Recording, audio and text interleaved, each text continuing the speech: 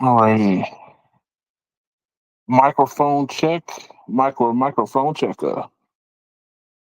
Uh, Let me see. I gotta check my audio real quick.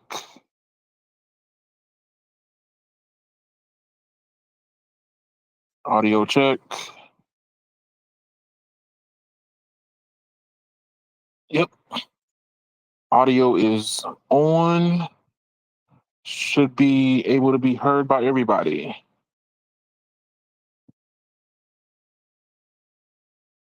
Let's see here. Welcome everyone.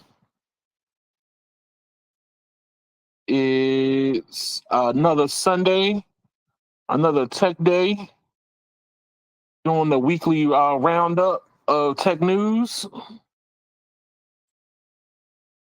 Got some interesting stories. What do we have on deck for this week? All right, we got a little bit of cell phone tech. We got a little bit of cable tech, self-driving tech, AI technology, and gaming. Maybe a little bit of electric vehicle uh, bashing later on. So while I'm waiting for Mr. No Radio, I'm gonna go ahead and jump into some of the stories he don't care about. Let's see. We're gonna talk about gas prices first. All right. So those of y'all who follow me on the channel, I drive an electric vehicle. I'm not because I wouldn't consider myself a super early adopter, but early enthusiast nevertheless. And I for the most part was waiting for. I was overly waiting for this to finally come to pass. So not just so I don't get so I end up losing my video feed. Feeling much more confident about our build plans and chemistry. We packed everything up. No radio is here. What up, man? What up, though? CBS is gonna get me canceled, man. You from Detroit now or something? No. CBS, man, is gonna get me canceled. You keep saying what up. You've been saying what up, though. That's some Detroit stuff. What up, though? Say that for a long time. I know. That's that Detroit. But yeah, man, I was gonna start on a story that you don't care about. A lot of people don't care about, but it's near and dear to my heart. We're gonna start on these gas prices starting to go up.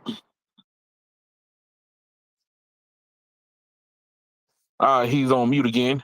Have background noise. I'm protecting you, sir. Oh well, I thank you, sir. I thank you. I was going to start on these gas prices starting to rise. It's not my problem anymore, but it's going to become a problem for the transportation industry. I do Uber full time, and normally whenever gas prices start spiking, drivers stop driving because the margins are so thin that they don't pick up anybody. They stop picking up people.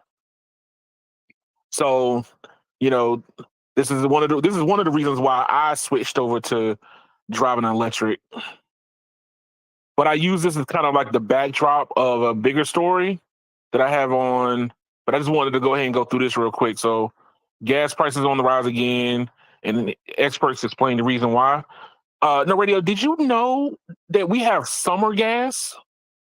Like we have winter gasoline, and then they switch out for summer gasoline.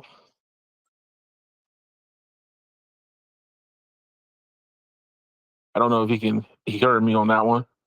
Yeah, I hear you. I'm aware of something like this. I was not aware of this. So as I was reading this article, they said that they are starting to bring out the summer gasoline, like it's a new formal wear. You know, it's the new. This is the summer line of gasoline, people, and of course, summer line gasoline has a tendency to be a lot more expensive.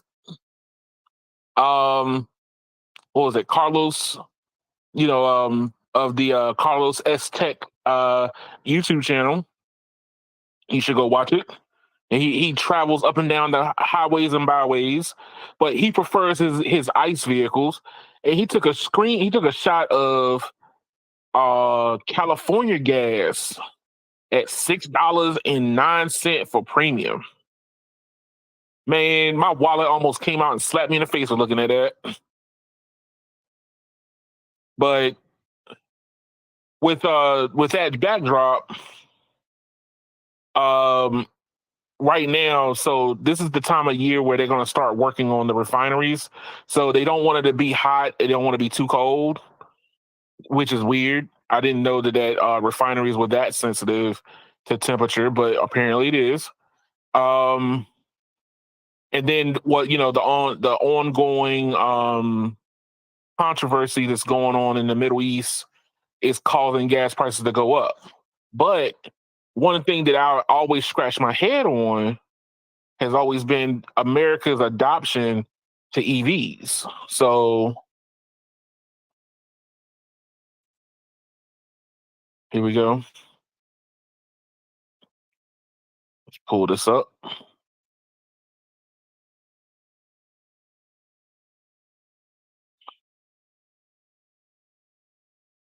Americans' adoption to EVs is way lower in comparison to the rest of the world. So, like, there's this other YouTube channel that I follow called what's it? Electric? Well, not electric. This is the article. I forget what it's called, but it's based off in Great Britain, or they're from London, and then their adoption for EVs is way higher.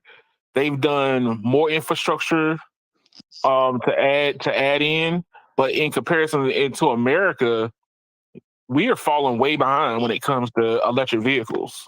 You got one big problem with that narrative, sir. What's my problem with my narrative, sir? Britain is the size of my backyard. You don't need to build out some grand infrastructure in a country that's small. What it would take to cover like 3 cities in North America is probably all of Britain. But check this out though. There are states the size of Great Britain that hasn't adopted EV. Their EV and adoption I bet they still have more chargers than Britain in that single state. Ooh, here? You want to bet? I don't know, man. I don't know. Come on, let's look at it. What is the population of Britain? And Britain ain't really a state, by the way. No, it's a country. So England is a country. England, well, Britain is a group of nations. It's a group. The EU, the European Union, which is actually Great Britain is not part of anymore, which is weird. Know, but I'm just saying the term Britain is not. Just England is a country. England as a country, yes. All righty. What is the population of England? Oh, it's gotta be, I say 100 million. Nope. It's only 55 million. Oh gosh. But they, like you just said, it's basically a small island. I get what you're saying, but what I'm getting at is how many times can you put it inside of Texas? Infinite. But my point is Texas only has 30 million people, and it's like 30 times the size of Britain. That's true. So if you say EV chargers per person, what is the number? I bet we find that there's probably more chargers in Texas than Britain. I have to disagree with you on that one, man. The problem is Texas is so large that it's the gray areas where there's no chargers, but per person it's probably not much different. Well, here's the My thing, though, point. Radio. I just watched this EV race across the from ocean to ocean. That's what it's called. It's on out of spec motoring, and it's fun to watch because they're not racing like speed wise. It's showing the infrastructure across America. Mhm. So basically, what they did was they all got into different trucks. So like the Cybertruck was one of them. The Rivian, the Ford F-150 Lightning, and the new Chevy work truck that's all electric. I think it's the R1 RST, 4RST. I forget what the naming convention is. Are you But that's the ready for one. the numbers? What's the numbers? So America has 161,562 EV chargers. Okay. Britain 56,000, less than half. So if Okay. we look How at much investment, in those? if we look at investment, we technically bought more chargers. We bought 3 times the chargers. Yes, No, we have a long way to go, but the point is they didn't spend more money on EV chargers than us. That didn't happen. but America's adoption is very dismal, I man. understand that. When you said you want to talk about how they got all these chargers we don't have, but we got 3 times the chargers they do. You know what? The point is this, Keon. The manufacturers can only put out so many chargers, sir. They can put out more. They can put out as many as they want, man. How many chargers do you think they can produce in a year? Do you think they can make 1 million chargers in a year? I think that if they saw a profit, they can turn them out. I bet they can't make 500,000 a year. But we don't really need 500,000 a year. You would we to cover America. We just need to be able to. You we just would need to be able cover to America, sir.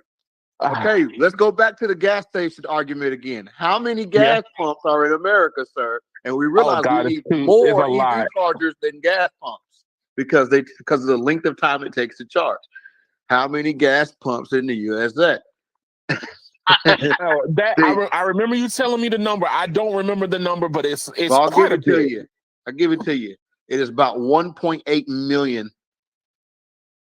Yeah. In just the US. I know, I agree. 153. It's basically like the bottom number is like 153 cars per gas pump. Oh wow! And just think about every time you had to wait at a gas station to get fuel, and the number was 153 to a pump. Now imagine when it's 153 to an EV charger and it takes 45 minutes to charge. What's that mean? That means we need something like 4 million EV chargers in America.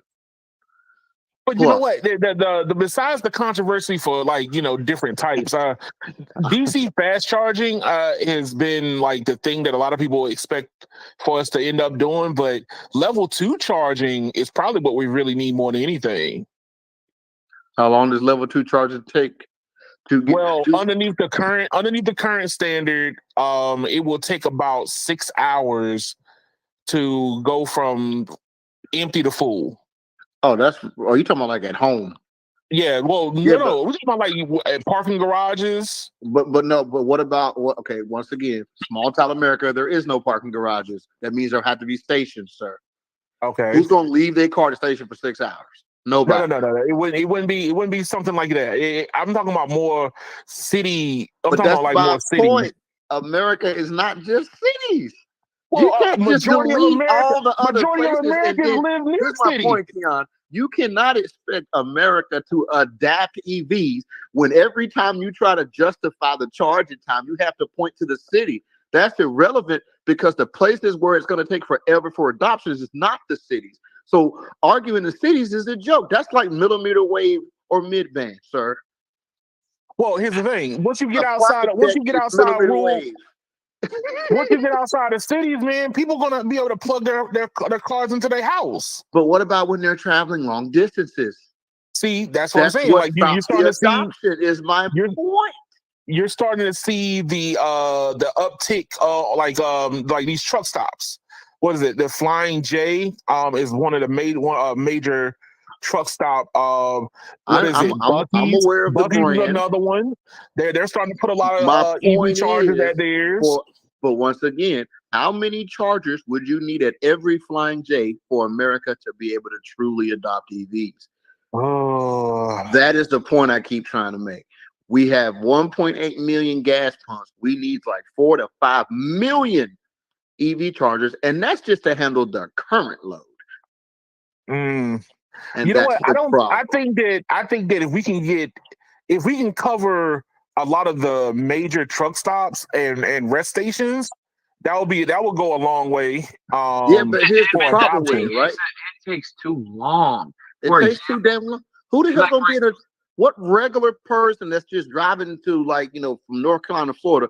Who wants to hang out at a truck stop for 50 minutes? Not me. Not my wife and kids. We're trying to get on down to Florida. We ain't got Well, here's the time thing, for all this. Like, check this out. The new, what is it? The new Chevy Silverado, I think is their work truck variant. 450 miles That's to a charge. Okay, so with that, so guess that means what? that From here to Dallas, that means you'd have to from here to Dallas with 467 miles, you would have to stop and charge that car like 8 times. That's that true. Truck. Okay, so how much time you gonna spend at the charger? 8 times. Even let's say if they even charges only takes 30 minutes. Okay. You're gonna spend 240 minutes just charging. And that's one way. You know what? I do feel that this. I think that the charging times gets a little bit weird. It ain't ready when people because I feel I feel like this is the point that a lot of people gravitate towards, but I don't see it being a big problem though, because if you're just road tripping, unless you're trying to speed across America. Most people are taking days off of work, and their goal is to get to the vacation as fast as possible and enjoy it, not spend a shit ton of time on the way, taking forever to get there. That's the point I'm trying to make. People don't want to sit out on the highway forever. They want to get on down to the beach and get to the resort and sit in the chair, and then they realize, well, heck, I gotta be back to work on Monday and we're leaving out Sunday night. Oh, never mind, because we're gonna have to make up 240 minutes of charging time. We're gonna have to leave a day and a half early. So let me ask you a question. That's the problem. You're getting less time. You're getting less time on vacation, more time charging. That's the all right. point. Hold on. Before I'm gonna ask my question after Brandon. What did you about to say, Brandon? No, but like literally what No Radio's saying, like, for example, one thing that a lot of people like to do is a lot of people like to go to California or Vegas, and they like to commute back and forth, and a lot of the times they're only there for 4 or 5 days. Imagine you having to sit there for 2 hours and have to charge your car. Now, see, if that's an exaggeration, sir, it doesn't take 2 hours to charge my car. Okay. If everything goes right, you get the perfect charging time, but you don't get the perfect charging time every time. That's the point. And that comes down to like I said, like from the what was it, the YouTube channel called Out of Spec. They did that race across America, right? Well, the Silverado with the bigger battery pack beat all the rest of the other electric trucks because it had a bigger battery pack. So yes, the more miles you have, and how many hours was it behind a gasoline truck? Go. How many hours was it behind a gasoline truck to get there? Man, dog, probably about 7 hours, 8 hours, a whole work day. That's the problem. That is the problem. It took them 40 hours to go from Florida to San Diego. Now, and if they were in a regular truck, car how long would it have taken? Because remember, too, you got to keep detouring to get to all the charging stations. You don't always get to go to the nearest gas station. You have to find the one that has the charger. So you end up detouring a lot. That adds time. And then don't end up having to detour for a charger and then run into traffic. Hold on 1 second. Tesla Tech Guy says, I've never stayed at a charger more than 25 minutes. Hold on. More than 25 minutes. I want to see him drive from Raleigh, NC to Texas and back in 31 hours. Well, when you can do that, when you can do it, Dallas, Texas, and back from Raleigh to Clive, you can do it in 31 hours. I will buy EV. Now here's the thing. I do. You can't. Look, I'm telling you. I do think that like how many miles is it from Cali to Vegas? Like what? That's only like what 4 to 6 hours or less. It's not. That's not a far drive. That's a short run. It's 4 hours. Yeah, that's a short run. That don't even qualify. That's a baby So run. my thing is if Go it's from New York if your to battery Miami. pack can do that, if they come out with a car that can do that run, you will solve 60% of people's problems by a vehicle that can do that run off of one charge. I think that we're coming to that point is we're getting into the place. I just think the time it takes to charge, I'm not on board with that one. So I'll tell you Because- why I feel like I do though, right? Because I know people that drive from Ohio to Myrtle Beach, or they go from Ohio to Daytona. That ain't a 4-hour run. No, that's not a 4-hour run. I know people who do that every time, single year.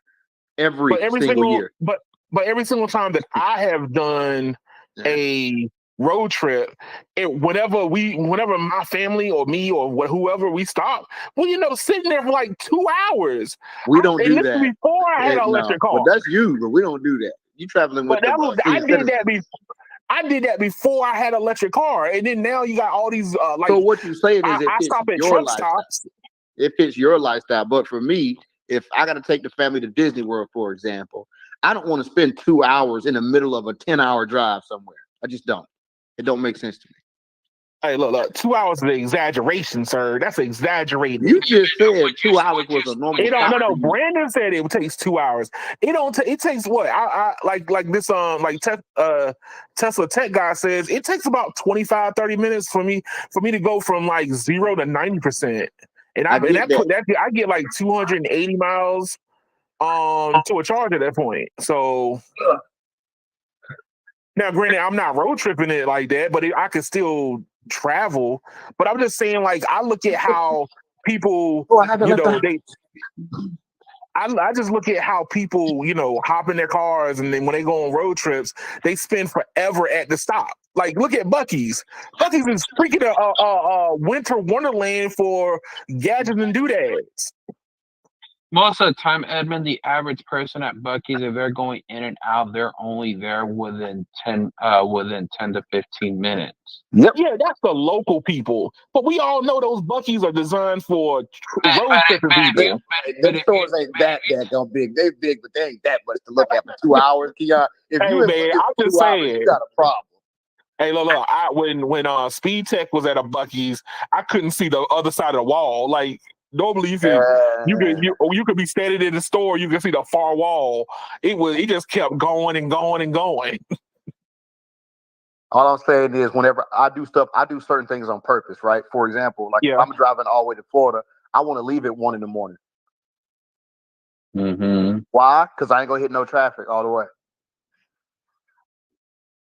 But once you add an EV into this equation, that all changes. An EV is like a layover. Because even if I don't hit traffic, guess what? I still got to stop and charge, and it ain't a 5-minute stop like this for gas. But here's the thing, no radio. You probably drive with like people whose bladders actually are still functional. When you got older people with you, you got to stop more often anyway. So driving an EV just works into my favor. And that's an excuse, sir. I'm just saying, if you like it, you like it. I look, like I said, I'm gonna tell you, Ken, the magic day for EVs is when it's no different than driving a gas car. That is the day that the adoption will go through the roof. When it's no different, when there's zero sacrifice, that is the day that you will see the market explode. When there is zero sacrifice. Look, man. Hey, look. I feel like the adoption rate in America is low because people no offense, no radio, but I feel like people over exaggerate their uses when it comes to certain vehicles. The reason you feel that's not true because people that's why you feel that way. People buy trucks that don't even use it for a truck. When's the last time you put anything in the bed? They just throw trash in the bag. No, Edmund, if you really think about it, a lot of America is rural. Yes, a lot of America is rural, but what I'm saying is people bought trash trucks and say I'm a tow, and they don't even tow nothing. Dude, I'm an hour from Target.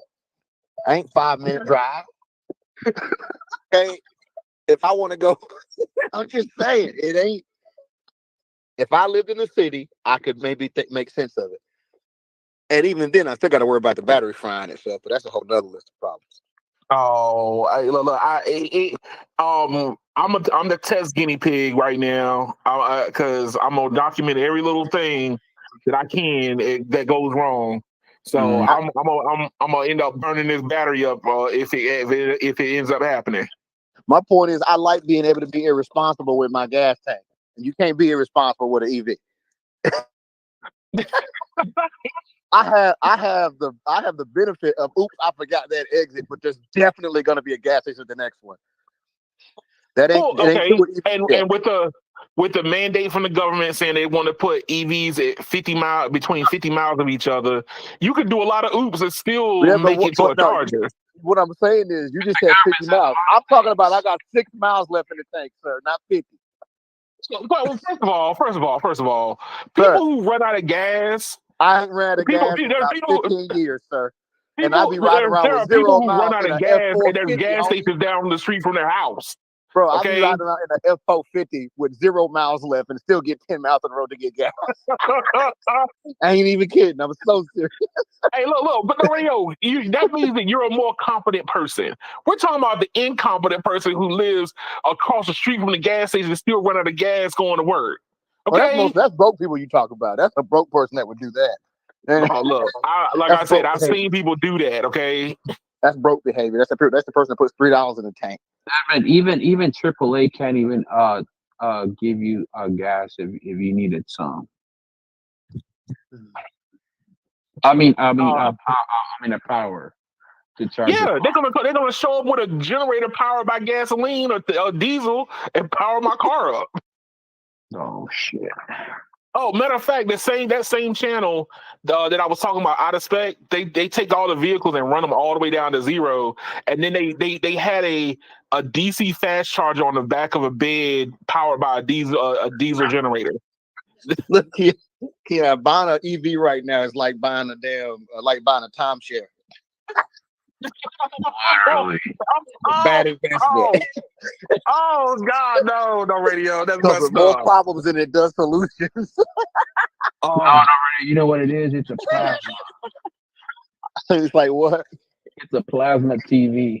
So to me, like that. Look, people listen, Keon. People don't want to buy EVs for the same reason everybody ain't trying to buy, even when they can afford it. Everybody ain't trying to buy a Land Rover. Why? Because it's a maintenance nightmare. It's guaranteed to fail, and it costs a lot of money. Okay, first of all, Land Rovers are a bad investment. Period. But you can't prove to me that an EV is any better investment. That's my point. Hey, look, this summertime is about to hit, man. I'm about to tell you real soon as this heat get up there. I felt that heat today. It got up to like 80-something degrees. That car was an oven. That heat. That battery gonna be draining like a mug in that heat when you sitting out there with the AC running. Hey, look. When I drove the windows down. Look, when I drove the Model 3, it actually held up pretty good. I drove the Model 3 last year in the summertime during the daytime. It actually did pretty good. The only problem I have with the Tesla vehicles right now, besides the mechanical issues of not really being a car, is I have to buy a sunshade to put inside the car, and I got that coming in the mail now. I'm still of the impression that the best vehicle you can buy right now is probably a hybrid. Still over EV at the moment. Yes, that's for the people like yourself who don't want to stop. No, I don't want to have to take a 8-mile detour to charge. No, I want to stay on the damn highway. Hey, look, I don't want to have to plan every stop ahead of time. I don't have time for that. I'm gonna go look. There's a Shell. They sell gas. Okay. Edmund, at your point, you might as well just catch the damn bus. Hey, look, man. You just save money on gas. Hey, look, I'm saving a lot of money on gas right now because guess what? I'm not paying these high gas prices. Yeah, but you paying for that rip-off Tesla price. You already done bought 2 years of gas just with the inflation loss on your car. You know what the inflation laws Elonflation. That's that Elonflation. Yes, you know what that comes from. That comes from the fact that Elon is dropping the prices of these EVs so fast that the value of these cars is bottoming so you don't out. get to brag about not paying for gas when you just got screwed another way. That's all I'm saying. Look. You didn't save anything. You just feel better. You ain't saving anything. And your insurance is higher. I feel very good about not going to the gas station for a long time now. That's cool, but you're still spending that money and more.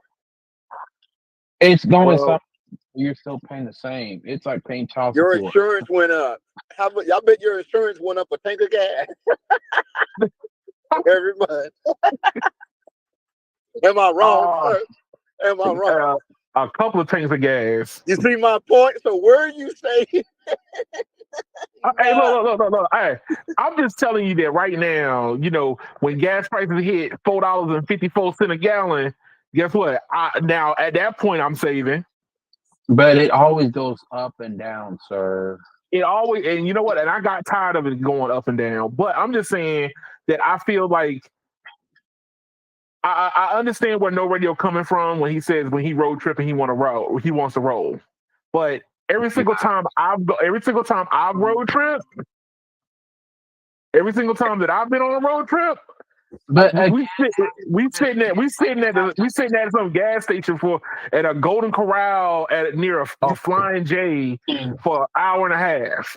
You like my brother-in-law. He be getting back home like 6 hours after us because he be BSing everywhere and want to stop. I ain't got time for that. Look, if I'm driving 11 hours straight and I got to work the next day, you think I want to spend an extra 6 hours lollygagging? No, I want to get home and go to bed. You got time for all that. I understand. I understand. Oh, look, when you got a speed run. But hey, look, when I'm on vacation, I'm on vacation. I don't care. I don't care how long it takes for me to get there. And I don't care how long it takes me to get back. I don't go on vacation so I can hang out at gas stations. That's all I'm saying, bro. Oh my God, it's another gas station. Let's hang out here. It's just so great a vacation. It's so great. I'm just hanging out at this gas station. Look at me. Oh, Edmund, whatever happened to that time when you went to the Holiday Inn and they charged you $75? They charged you $75? Oh, yeah. Okay. Backstory on that one, Brandon. Apparently cheaper than that. Look. I got gypped by the hotel / local charging whoever, because I don't think the hotel. I'm not going to say the hotel name, so I'm not. I think that these partners, no, I didn't. I didn't say the hotel name. I think that their partnership is kind of like a distant type partnership. They don't. The hotel doesn't control what the charging unit puts out. They probably. I don't even think they even supply the power. But Edmund, the thing is what you spent. Yes, and what I spent was they charged me for after 4 hours they charged me for being still plugged in, but I was charging overnight, and when I woke up it was $75. Ooh, yeah. Hey, they got me on that one. They got me. I mean, you got yourself with Mitchell.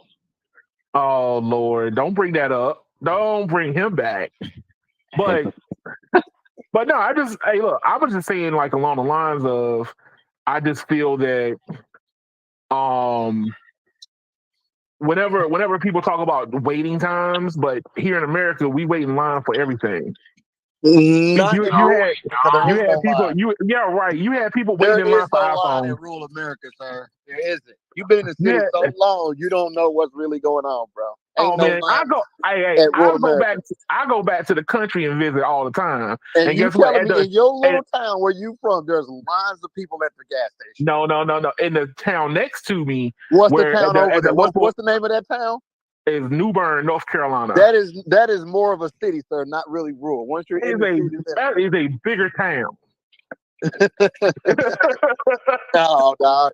I don't even consider the little area I'm from has one stoplight. You consider that a town? Okay, I'm gonna give you an example. If you are in Charlotte, North Carolina, and you're anywhere near Tyvolia or or Tryon Street, it will literally sometimes take you an hour to go 4 miles. You know how far I can get in an hour? Anywhere else, God. I can get about 80 miles down the road, sir, because ain't no damn lines for traffic. That's what I was saying. Rural America doesn't have traffic. You can go through a town in rural America at 9 o'clock at night and it'll look deserted. That is true. But if you're in DC, you can't even at 8 o'clock, so many people. But the radio at 8 o'clock in the morning when them tractors come out, then you have the wicked. Then you have the longest traffic line you ever seen. BS, sir. There ain't no daggone traffic in the country. You full of it. You so full of it. No, I'm not. And don't even get it twisted. You do remember, I just drove all the way to Texas, Dallas, Texas, and back nonstop. I only stopped in Texas for an hour and a half. I was there and back in like 30 hours. Okay. And I'm here to tell you, I hit zero traffic all the way. I was not once in a single piece of traffic. Hey, the radio that you traveled during the non-farming season, sir. Oh, BS, sir. BS. No, the truth is there ain't no daggone traffic, bro. They're just not. The cities are just a different creature. That's why people from the country can't stay in the city. We can't stay in the city for that reason. Look, the cities are a different creature, which is why EV adoption is higher in the cities than they are in rural America. Because y'all only drive 4 miles an hour. So it ain't like you're going to burn a bunch of range. Hey, look. But hey, when it comes down to 4 miles, at least I didn't burn up all my gas tank for sitting for four or 5 hours. You know how long it takes me to drive 4 miles? About 100 seconds.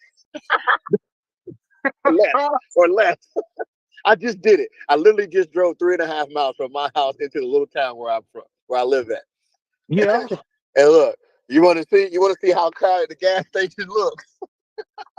Oh God, it's probably half empty, over half empty. Here you go, sir. Not a single person in sight. I got 6 pumps all to myself, sir. And which one are you gonna choose, sir? That's 12 pumps actually, because it's double sided. Ain't a single car. Let's go to the next one. Matter of fact, that gas station didn't even have a convenience store with it. Yes, it does. It did. There ain't nobody in there but the clerk. Oh Lord. It's empty. Most people don't even step in the convenience store anymore, sir. Hey, you know they do. Hey, whoa! I don't know about that, sir. I don't know about that. In the hood, they are, because they in there buying lottery tickets instead of going to the job. That is true. I don't live in the hood. I live in rural America. People got jobs. We ain't got time to be scratching lottery tickets all day long. I'm gonna go to the next gas station. How empty? How busy do you think it's gonna be? Oh, not as busy as you might think it is. Hey, look, what was it? When I went, the only thing during Christmas, the only thing that was open was Sheetz. And the guys were backed up on that one. But think about Sheetz in the South, though. They only put Sheetz where it's super busy. You don't see Sheetz out in the middle of nowhere. They only put them where it's busy. So that's a false inflation of, that's what I'm saying. It's a false inflation of that being the norm. It's not. That's my point. They put Sheetz right next to a college campus or right next to a business park where there is 300 or 400 people all leaving work at 3 o'clock. But that don't count for the rest of the places. There is one truck at this entire gas station here, sir. One truck by himself. Look how empty it is. Where the line at, big dog? I got 8 pumps here I can use, and 9 if you count the kerosene pump. But hey, look, they put the soft drinks outside for y'all. Yeah, they sure do. They got a soft drink. They don't even want you to go inside. Hey, I'm gonna tell you something though. They sell the drinks in the soft drink machine cheaper because they ain't got to pay no clerk to sell it to you.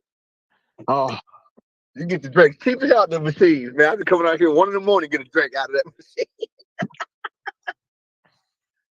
It's like 80 cents cheaper for a soda. Hey, look, I expect a clerk and me going in to go back buy my bag of Doritos. Just because you want to hang out, look, Keon, just because you want to hang out with all the other taxi drivers don't mean I do. I ain't trying to hang out with all the taxi Hey, drivers. I come around. Hey, being an EV driver, you get a chance to hop out and talk to other folks. How y'all doing today? Yeah, we get back to our roots, having conversations with people. Oh my god! If you have an EV But car, no, sir, that means that you have free time. hey, look, I got plenty of time. I don't know about all I don't this got time. time. Y'all, I don't got time. no radio got to do, the nonstop challenge from here to yonder. You know how Edwin, many what does your hours wife was say on? about the charging time, sir? Man, the charging time is not 2 hours, Brandon. I know that you might think that it's not 2 I hours. know, no, but my point is, Keon, what if a small town that has a population of 3,000 and all of them had EVs tomorrow? How long you gonna be waiting for the they're gonna charging, be sir? screwed. Hey, look, here's the thing. It's being That's the all American I'm way. saying. If Look, they look, adopted like if they bought as many Teslas as Toyota Corollas that sold last year, you would literally have cars piled up in the streets because there would be everybody be waiting on one charger. that's true. And just But you know what? But here's the thing. But no radio. But here's the that's why problem. people don't want to do it. And I have seen people fighting and arguing at chargers. I've seen it. The guy takes too long, his car is already done, and the motherfucker's waiting to charge, and he comes out like, "Hey man, we've been You'll waiting love on this you." one. So you love this one. So Tesla opened up their charging to Rivians and F-150s, right? Or Ford. And somebody called the cops on a Rivian owner for being at a Tesla charger. See, I'm talking about, bro. Now imagine if you have mass adoption, and you already see what happened with the little amount of EV. People already, hey, yeah, that's our charger. They ain't enough charger, because guess what? If it was enough charger stalls, the dude wouldn't have cared. Yeah. He just went and got the empty one and minded his business. But because he didn't want to wait, because it's already an inconvenience to charge in the first place, now I also got to wait for somebody else to charge too. So what is my charging time really? Even if it's only 25 minutes, but if I got to wait 25 minutes for you to get done and then 25 minutes for me to get done, that's 50 minutes. That's true. And Which is no, but no, Rio, remember, this is the chicken and the egg problem.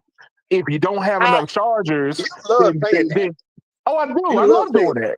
But okay, but here's the thing. If they really want adoption, then they need to go ahead and keep building the charging grid and stop claiming people ain't adopting the system. Build a grid and maybe they will. Until then, ain't nothing to talk about. Well, building it is a point of contention right now. If I show up to a party, right, and I demand everybody in the party do what I want them to do, shouldn't it be my investment that assures that it can occur? That's true. Yeah. That's my point. But here's the thing: but you don't want to spend money to make other people happy. You want it to naturally occur. So that's why you ask everybody to put in, but nobody wants to put in. Look, everybody's waiting on somebody else to do it. Hey, I'm waiting on the people. I'm waiting on the people who say we need to get EVs to do it, because that's who's the one pushing it. Not the rest of them. Allie's mama's here. Okay. What? Allie's mom's here. Okay. What are you doing? Yeah. Hold on, no radio. But no, I understand where no radio's coming from. I'm just saying that. But the thing is, Edwin, like, it really takes too long, and the technology is still new. The technology is not super new, though. Look, in most people's eyes, it is new. Look, I'm just telling you that from whenever I have stopped at gas stations on the road and me going back and forth home, I see people sitting at these gas stations for hours. They go inside. That's literally our point. No. But Brandon, people go inside and eating at a restaurant, at a gas station, a gas stop, or whatever. That people are doing everything except doing this. People only do that at rest stops, and most of them are truckers. They don't have a home to go to. Well, no.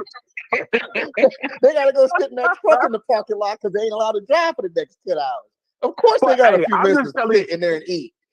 Look, I'm just telling you that. Hey, there was more than truckers in that Golden Corral that I stopped at to go get me a bite to eat. Okay, Hey, but There's more. people don't want to eat no expired peanut And butter Golden jelly Corral sandwich had is no truck trash stop. nowadays. Hey, I wouldn't give that to my dog. but they It's had so a Golden bad. Corral at one of these truck stops, and I didn't see a whole lot of truckers in there. It was a whole lot of regular folks. That's cool. But once again, Hey, look, you don't build a Buc-ee's inside of Texas, you and people want me just to standing take it? around doing nothing. You want me to take it to the local Golden Corral parking lot right now? Oh, come on, man! You know that Golden It's Corral empty sitting in too. the middle of nowhere right now. It's empty. Yes, you know it's empty. Because ain't nobody trying to stop at Golden Corral at 9:46 at night on a Sunday. Ain't nobody trying to do that. You need an EV charger at the strip club. That's what you needed. Hey, you know what? You know what? We will have EV chargers at strip clubs soon.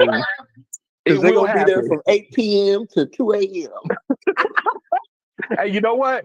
They get some entertainment and they But the get a problem- full charge after they're done. You know what the problem is, though? It's only going to be one of them. And what if 5 owners show up? And they all a little bit low. The strip club owner is going to put enough charges out there for He is everybody. not. So do you know how cheap they are? They so cheap, they don't even want to put ATMs in no more. Man. Wow. Don't ask me how I know. No radio. I gotta ask you a question, sir. The reason why you know is because somebody else told you. I understand. Somebody else told you that. Go ahead, Brandon. Go ahead. So do y'all think as time goes on, these EV chargers, like they're gonna be able to get the customer and car data? They already do. Oh Lord. Yeah, the you have to understand, like, especially for DC fast charging, there's a certificate that your car gives to like whoever, so you can, like, I don't have to, when I get out of the car, I just plug in. I don't have to open an app or nothing because my car is already pre-registered with Tesla or even like Electrify America, EV Go, ChargePoint, because I already pre-registered. Though these charge points can see the VIN number of my car and then automatically charge me because it sees my car. Oh, They call it charge and go. Yeah, they call it charge and go. Oh, Edmund, I have to tell you something else. What's Let's up? change the subject completely. What's up? Google's shutting down something else. Oh, yes. I think I put it in my rundown. Hold on one second. Hold on. Let me see if I can find it. Oh, I got you. It's up on the screen. Oh yes, I saw this one. Google shutting down Google One VPN, which Don't now surprise me. I'm going to end up getting rid of it because that was the reason why I got it. I got that because of the VPN offering, and now they're getting rid of it. Yeah, I don't need it no more. People don't. That's why I say this a lot of these things, man, that most people don't care about at all, like VPNs. The majority population could care less about a VPN. So the fact that I see so much advertising for VPNs is hilarious to me. Apparently, like, you know, was it these different VPN services? They pay a lot to these influencers to push it though. And you know the funny thing, right? I understand that, like, the free, like when you use the free VPNs, right? I understand that they're not high speed and not the greatest performance, right? But let's just be honest. What do you think most people are using VPNs for? I'll give you a clue. It ain't security. They're using it so they can look at stuff that they ain't supposed to be able to see. That's true. And they're using it. Basically, they're using it to basically break something. But what happens? Not so much as break. That paying for a premium VPN for most people is there's no legitimate justification of it because of the free. Tesla Tech guy said it best. I'm just gonna put this up there so people can see it. The 3 X's. Okay, that's one of them. In the states where they've banned it without all this extra stuff, and you got some companies that refuse to bend the rules. People are using that, but guess what? They can do that with a free VPN. They don't need a high performance special VPN for that. So why would they pay Google? Yeah. Would it? That's my point. And they're not speed testing the VPN. No, they're just going where they're going. That's my whole point. No, hey, look. At that point, you just want access. You don't want to. You don't want to be in whatever state has banned it. Certain forms of content anymore, and you want to go to the state next to it and get the content from there. So best way to do it Yeah, is VPN it. the free VPN does that just fine. And like I told you, my kids, all the high school kids at the high school, the school blocks everything on the Wi-Fi, and the network sucks over there. Like Verizon really sucks over there at that high school. So all the kids use free VPN so they can watch YouTube. But they're giving away their data, sir. They They're don't letting people. They care. letting somebody They else don't know. care. Once again, I just told you these people don't give a thing about no security. That's what I keep Edmund, talking about. no, but Edmund, like, let's rewind 10 years ago. Uh-huh. When data was literally metered, people were wanting unlimited data on AT&T, Verizon, and maybe on a certain plan on T-Mobile, Yeah, I remember that. Well, on and they T-Mobile didn't care. and Sprint, it was unlimited on device, but hotspot is No, but is no, metered. but like even then, T-Mobile had plans where they weren't unlimited I think because that there they was a didn't. They 3, didn't. They 6, didn't. 10 gigabyte plan. They a lot of different ones. They didn't enforce it as much. Yes, they did. Now they enforce it. Now they really do enforce it. But before, I have blown past my 40 gigs and it never touched. Now I did it. No. I'm not talking about that. I'm talking about low data buckets. Oh, the low. I mean, you got low data buckets. Of course, they're going to enforce that. Well, that's my point. I'm not talking about the unlimited plans. I'm talking about like the bucket plans that were 2, 5, 10 gigabytes. Well, you could thank Verizon, AT&T for that. Well, all of them were doing. Even Sprint had certain plans that were like that. I don't remember Sprint ever having that. They had a fast pack or something like that. Look, I was with Sprint for a long time. I don't remember them. I don't now. Granted, I always had like the higher tier plan, but I don't remember ever seeing like data buckets with Sprint.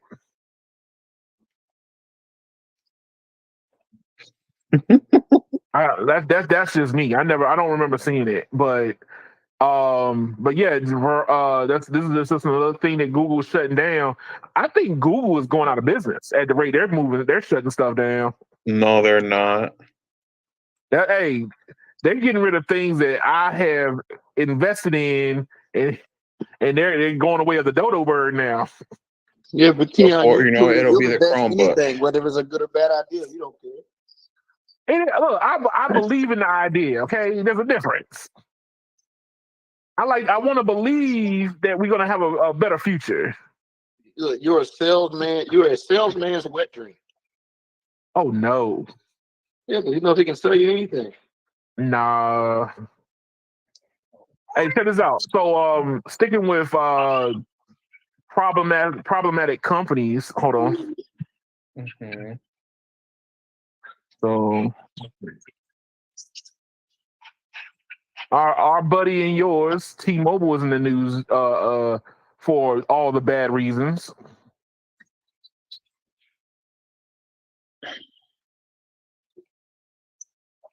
So Red Zone and Next Wave are complaining about interference from T-Mobile 5G. So, Brandon, how much of this do you know right now? I heard a little bit about it, but very vague, and honestly, I probably really don't care. But Well, go on. Apparently people in New York State care, or as Red Zone and Next Wave want us to believe, because if T-Mobile is truly interfering with their 5G fixed wireless, I would have thought that they would bring the house down on T-Mobile, but they're still kind of playing footsies with them. From this article, they're not really going after them. They're kind of like, hey, we're going to put a complaint in, but we don't want to rock the boat. Like that seems kind of weird. So I remember people in the group complaining that the 2.5 interferes. But 2.5 interfered. I think the 2.5 interference was a little more exaggerated because there were other entities that were on the same spectrum wave, right? So if you have your cell phones trying to communicate on 2.5, but then the school down the street decides to want to broadcast on 2.5, then you might run into some interference because the millimeter wave, not millimeter wave, but mid-band spectrum was kind of known for a lot of interference, but I think we over exaggerated a lot too. So the reason why you're not going to see that on C-band is because these blocks, there's nobody else in them except for Verizon or except for AT&T. They don't have to share those waves with nobody else. T-Mobile has to share these blocks with other companies. So I think that if there's any interference claim, it's just due to the fact that T-Mobile is probably broadcasting at a higher power because they have more blocks, and there might be some interference issues with that, but they should be crying the bloody murder and not going, well, we're trying to work with T-Mobile with this problem. It sounds like they might be losing customers to T-Mobile. That's what it sounds like. They might be losing customers because T-Mobile can offer more, and the word of mouth is spreading a whole lot faster than these companies can keep up with. But that's just my theory on this one from reading this article. Like, let me see if I can find the piece. It says here that it started right about the time that T-Mobile got granted the auction 108 spectrum, and then once that happened, that started affecting them. They said it happened all of a sudden started happening. But if there's proof, you can go out there with a spectrum analyzer and see that spectrum interfering. Mm. It wouldn't be no secret. It wouldn't be like, oh, well, the FCC, we need you to investigate. The evidence would be right there. The spectrum analyzer would show you that T-Mobile's 2.5 is interfering with another company's 2.5. So a lot of these complaints are weird. They're saying, hey, the FCC, you need to investigate, but we're trying to be nice about working with T-Mobile. Which one is it? Are you mad that they're interfering, or are you trying to hope that they can stop taking your customers? Well, remember about a year ago around this time, Dish Network and Elon Musk were neck to neck because of something interfering with. I don't remember what it was. I think it was because of the band 70 or something like that. Band 70?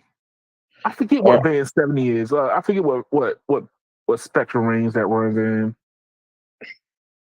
What is it? No, I don't know if No Radio can hear me, but he would probably know. What you got going on, man?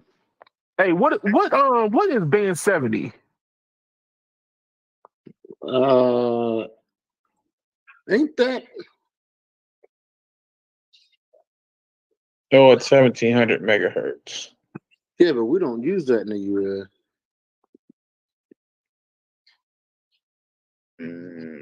AWS. That must be. You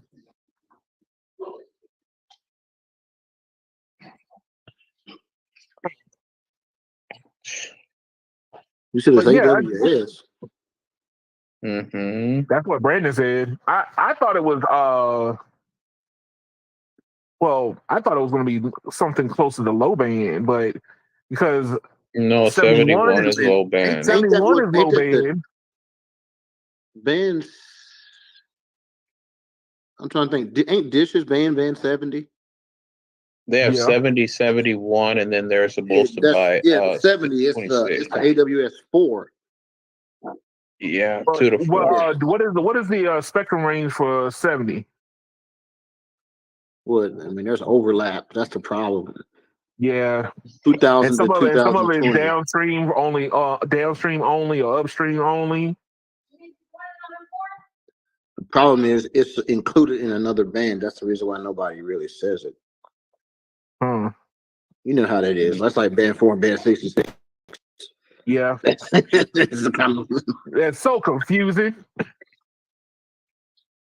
but I'm pretty sure that's AWS4 if I'm not mistaken. That's whatever Dish has. Yeah, it's 4.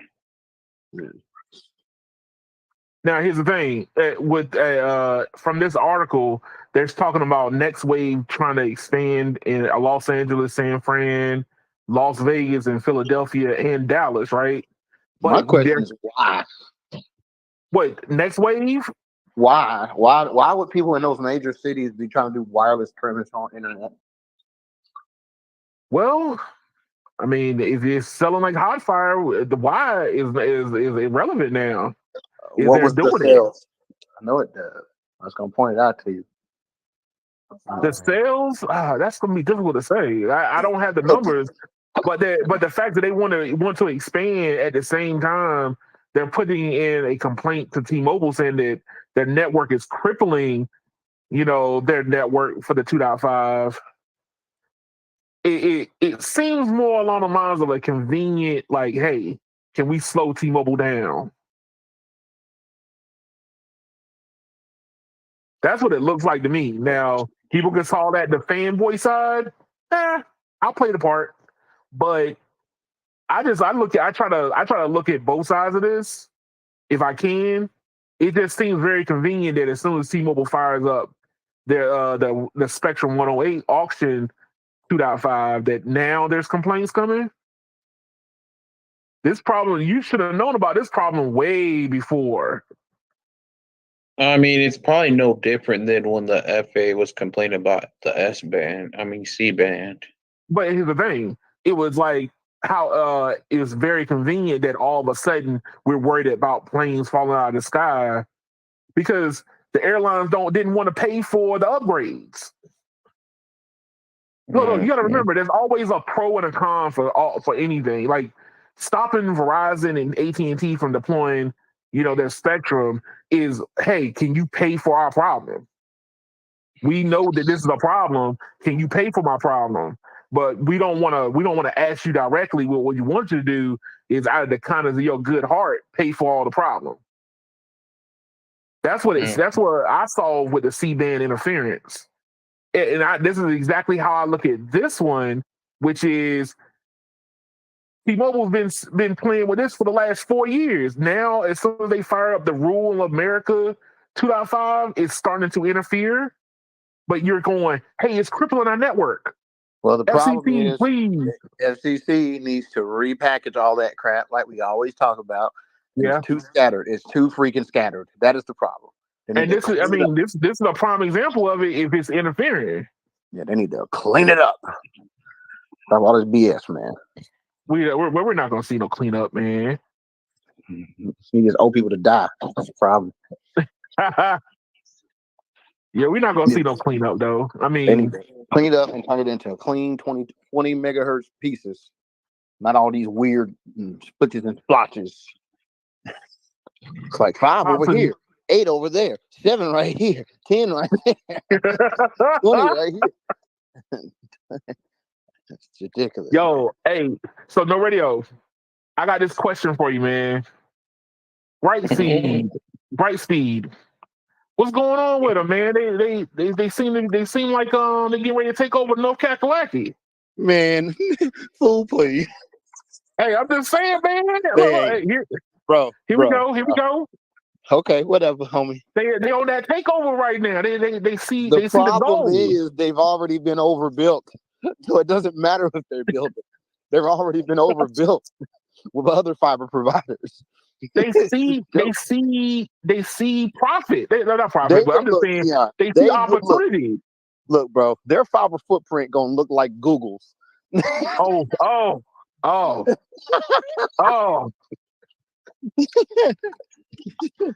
It's gonna be like 3 cities with it, 3 or 4 cities with it, and everywhere else is gonna be covered by somebody else. They saying fiber plant is full steam ahead, sir. Okay, don't and tell how that many to a people? Okay, publication. okay. Keon, you love reading titles, but you never give the science info. No, I read the How article. I many read it subs into are they it. going to cover? How many new Two- fiber subs are they going to cover, and in what time frame, sir? They In North said that they're looking at 1 million locations, and the company announced this week. Carolina. They're You looking said at like what is it? I just saw it in here. 1 million locations in North Carolina alone. They're talking about reaching 3 million passings following the close of You mean nationwide? over 20 states. See, that's what I'm talking about. That's nothing. That's going to be looking like Google Fiber, homie. But hold on. They also said that in North Carolina they're making some substantial And it's still going to look like Google. investment. And it's still going to look like Google Fiber. Oh, For example, where I live at is a Brightspeed territory. right. We now have like 95% fiber availability from other companies. Wow. Why would they build over that? It's just dumb. Well, and I live in a rural county, sir, and I have there's like 95% fiber availability now. well, I mean, they're using this money that rural America money to expand. So yeah, but it ain't substantial, bro. All I'm saying is this: I just watched a smaller company than them build out 25,000 passes in like 7 months. They didn't. It says right here. So the North Carolina-based company has more than 2 million passings currently in the engineering and construction process. That's nationwide. Well, that's nationwide. That's nothing. Yeah, that's nothing, sir. That's the amount of people that live in one big city. Woohoo! Dang. Woo. Hey, look, I know that I remember you saying that, you've seen some of their cables and whatnot in North Carolina. So I wanted to find out from you, have you seen any new construction going on? No, but I seen their fiber. They had a fiber truck parked out in front of the mall with a table out there. And I laughed because I knew that every time somebody walked over there, they put their address in. They was like, "Nah, we don't got you. No, we don't got you. No, we don't got you. No, we don't got you." But you know what? But here's the thing, though. Hey, people be shopping around for new whatever the new hotness is. They do, but I want you to understand something. The only people that walked up to that table are people who live in the middle of nowhere and don't have anything else. What nobody who lives in the current fiber covered area walking up to that table. And the people who don't have anything else don't have anything else for a reason. Yeah. Or some of them people are still stuck on Houston or Viasat contract. Most of them are on like 1 megabit DSL. Literally. Hey, look, which is why fixed wireless is getting speed in rural America. But I just told you that them same places are getting fiber from other companies right now as we speak already. Yeah. They ain't planning to do it. They're already doing it. Brightspeed's late, bro. Brightspeed should have started this at the beginning of last year. It's too late, man. They're basically another AT&T. That company's going to go down soon. They're going to go down, bro. And they're going to get bought out. Is this a premonition? They're going to get bought again, just like they bought CenturyLink. They're going to get bought again. Wow. I wouldn't be surprised if AT&T buys it or Frontier. It's probably going to be them. I don't think it's going to be anything big. I don't think it's going to be somebody big. It's going to be Frontier's already getting run out of North Carolina. Wow. They're only near the Virginia border, like in the central, like literally the middle of the state at the Virginia border is the only place Frontier exists, and none of it's fiber. It's all twisted pair. Well, hey, look, that twisted pair got to be replaced soon, man. No, they're just gonna go out of business because other companies are putting fiber up there. Yeah, Edmund. Not only that, but oh no, never mind. That's just too late. That's all I'm saying. It's too late. I wish that CenturyLink, aka Brightspeed, would have started building fiber seriously 10 years ago, and we wouldn't be having this conversation right But now. then there was nobody paying for it 10 years ago. Look, Hey, everybody's it's too late. running to do it now because somebody else is paying for it. And you know what makes it worse? How much you want to bet they won't meet their deadlines and they'll lose funding? How much you want to bet? Ooh, How much you want to bet? man, hey, I got 5 on it. They'll got be just 5 like on it. AT&T in Mississippi. Hey, look, hey, I think ain't nobody more gays than the AT&T in Mississippi, man. AT&T in Mississippi basically said, "How dare you accuse us of not doing no work, and you cannot check our work either." I wouldn't be surprised if AT&T is building fiber in Mexico. I don't know about that. You got to bet Man, on I the don't know cartel about building that fiber. though. But I'm just saying, like, I believe that healthy competition is always good for the industry. It seemed like Well, I mean, having this could be for what no radio saying this was just another one's gonna bite the dust. no, but I mean, but like it's good to have competition, but having too much competition could literally mess up everybody. Well, hey, that's the reason why we had 4 cell carriers and we went down to 3, and then we're trying to boost up. Pardon the pun. We're trying to really boost up another boost, and that's not working. So, No, Lord, not the boost. hey, I'm just But saying. no, So but like, this is hilarious. They're okay. So here's another thing. They're claiming they're going to build fiber in High Point and Winston-Salem. Problem is, AT&T already got that. Ooh, They don't even have footprint over there, and they're going to go build it on top of AT&T. They ain't going to do it. Yeah, Brightspeed. They don't exist over there. Hey, they must see a wounded animal. And then, like in Greensboro, they only have like the edges. They have like the edges of some spots in Greensboro. They said they're going to build a new burn over your way. Really? In Greenville. Oh. And they already have fiber in Raleigh-Durham. But even here, I'm looking at this thing. It's apparently they only have 60,000 fiber passings, bro. Come on, bro. That sounds very small. And they're talking about going to 300,000. And even that, they're saying like 5 years. That's a joke. Oof.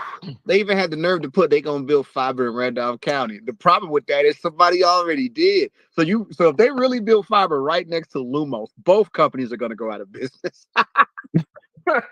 Because they will never get their investment back fighting to the bottom on the pricing. That's why nobody builds 2 damn fiber plants next to each other. There's no money in that. That's why I said this is a joke. Well, it's gonna be millimeter wave all over again. Yay! It's gonna help a handful of people, and it ain't really gonna make a big difference.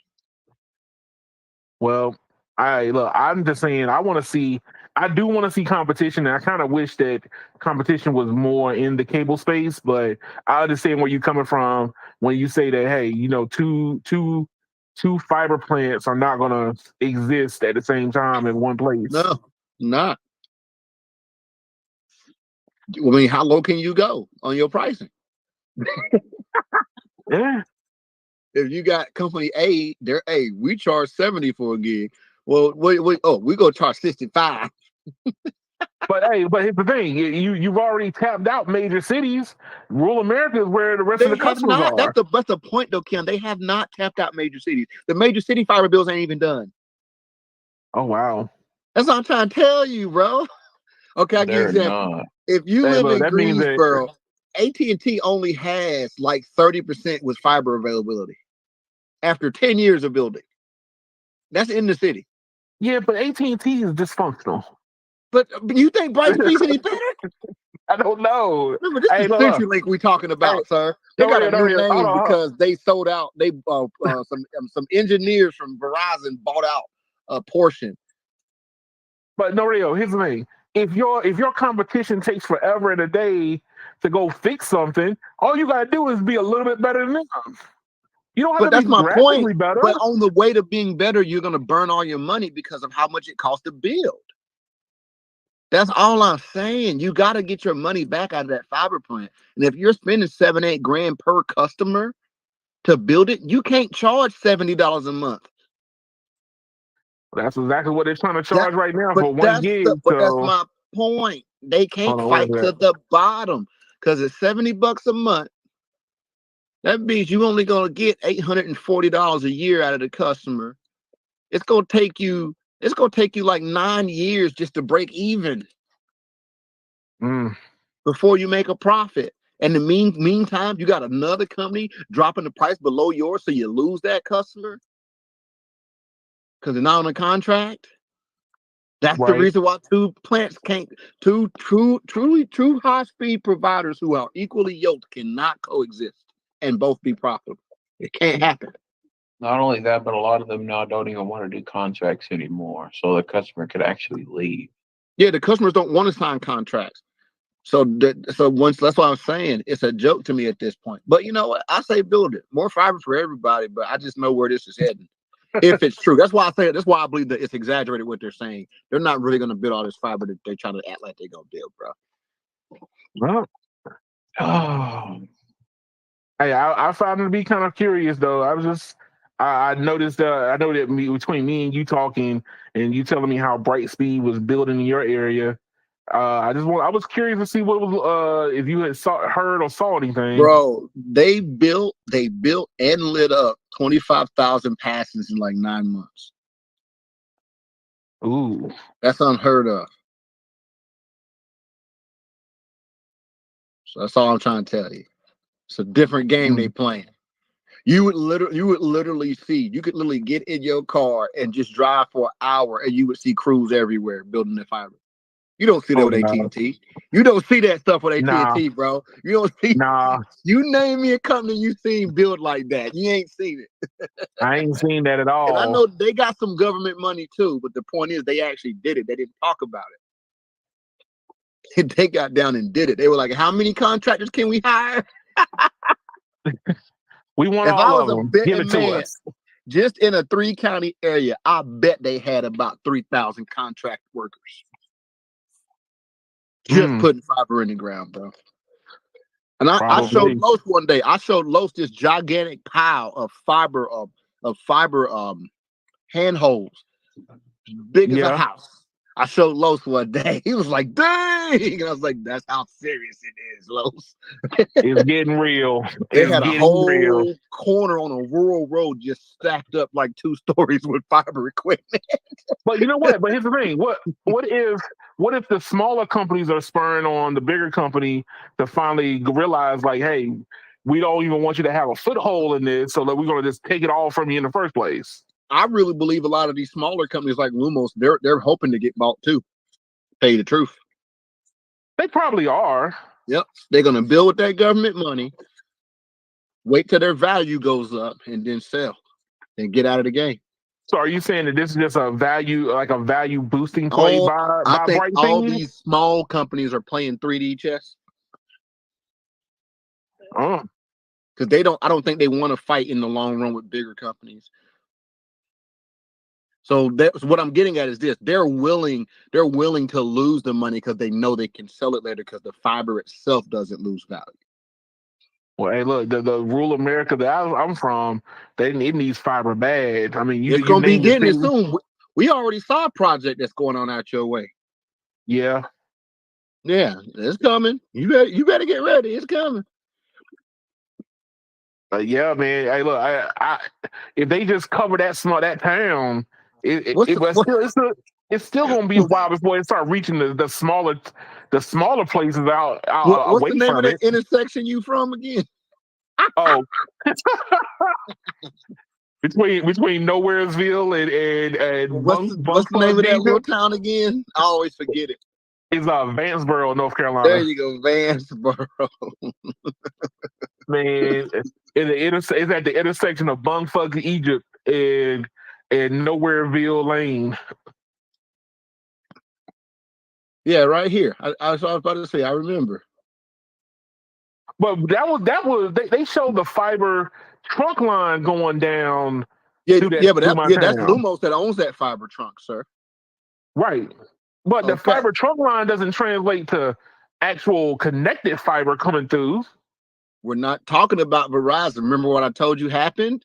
Spirit, Yeah. aka Segra, combined with Lumos, and that's how they're building these out here because Spirit has all that dark fiber available. Right. They are using those trunk lines to build fiber networks because there's a bunch of dark fiber available. Right. That's But why they that combined in the first place. So it does translate to a potential place they can build. If that county is underserved and the government has money set for it, whether it be the North Carolina government, who is also giving money to these programs, right. that town will get fiber soon, and it's going to be whoever can build it the easiest, most likely, because they'll be able to make the best bid.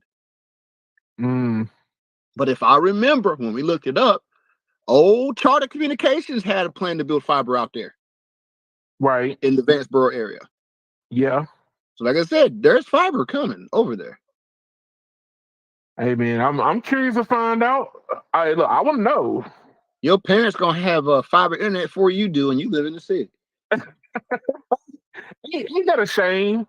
That is a shame. Here you I go. live Craven in the County, city and I Carolina don't is have seeking. access. Are you ready? Here's the article. Yeah. Craven County, North Carolina is seeking informal quotes for a fiber optic cable installation at the Craven County West Craven Recreational Park. What is it? 2791 Streets Ferry Road in Vanceboro. Yep. They're requesting quotes from all the builders to build fiber. How long ago was that? And North Carolina has plans to expand infrastructure to support telemedicine, remote work, and online learning. The state budget infrastructure, digital quality. Yeah, Vanceboro's on the list, sir. Wow. Broadband pole replacement and stopgap program solution. And I said, y'all, that's on the list, bro. Apparently they're starting with the park, that area around the park, West Craven Park. I'm trying to think. You know where that's at? Park. That's in Vanceboro. Wow. Looking at the census broadband time. Yeah, there's a contract. That means that they will have it through the whole town in a short period of time. That's what I'm telling you. There's already quotes out there. I seriously doubt they're gonna dig. They're gonna hang this on poles. So right now you have fiber is only available to 2.6% of Vanceboro. Cable is available at 67.5% of Vanceboro. Wait, who provides cable? Apparently Spectrum. I've never seen it. You don't live there no more. You probably ain't really paying attention to what's going on in town. If your parents are outside of town. My parents right are here, $7 million fiber build out. Here we go. Charter Communications, Vanceboro, North Carolina. Bam, bam, bam. Wow. I remember we looked at this before. You forgot about it. No. I remember looking at the what was it? Lumos? Was it Lumos? Well, but we were saw just looking.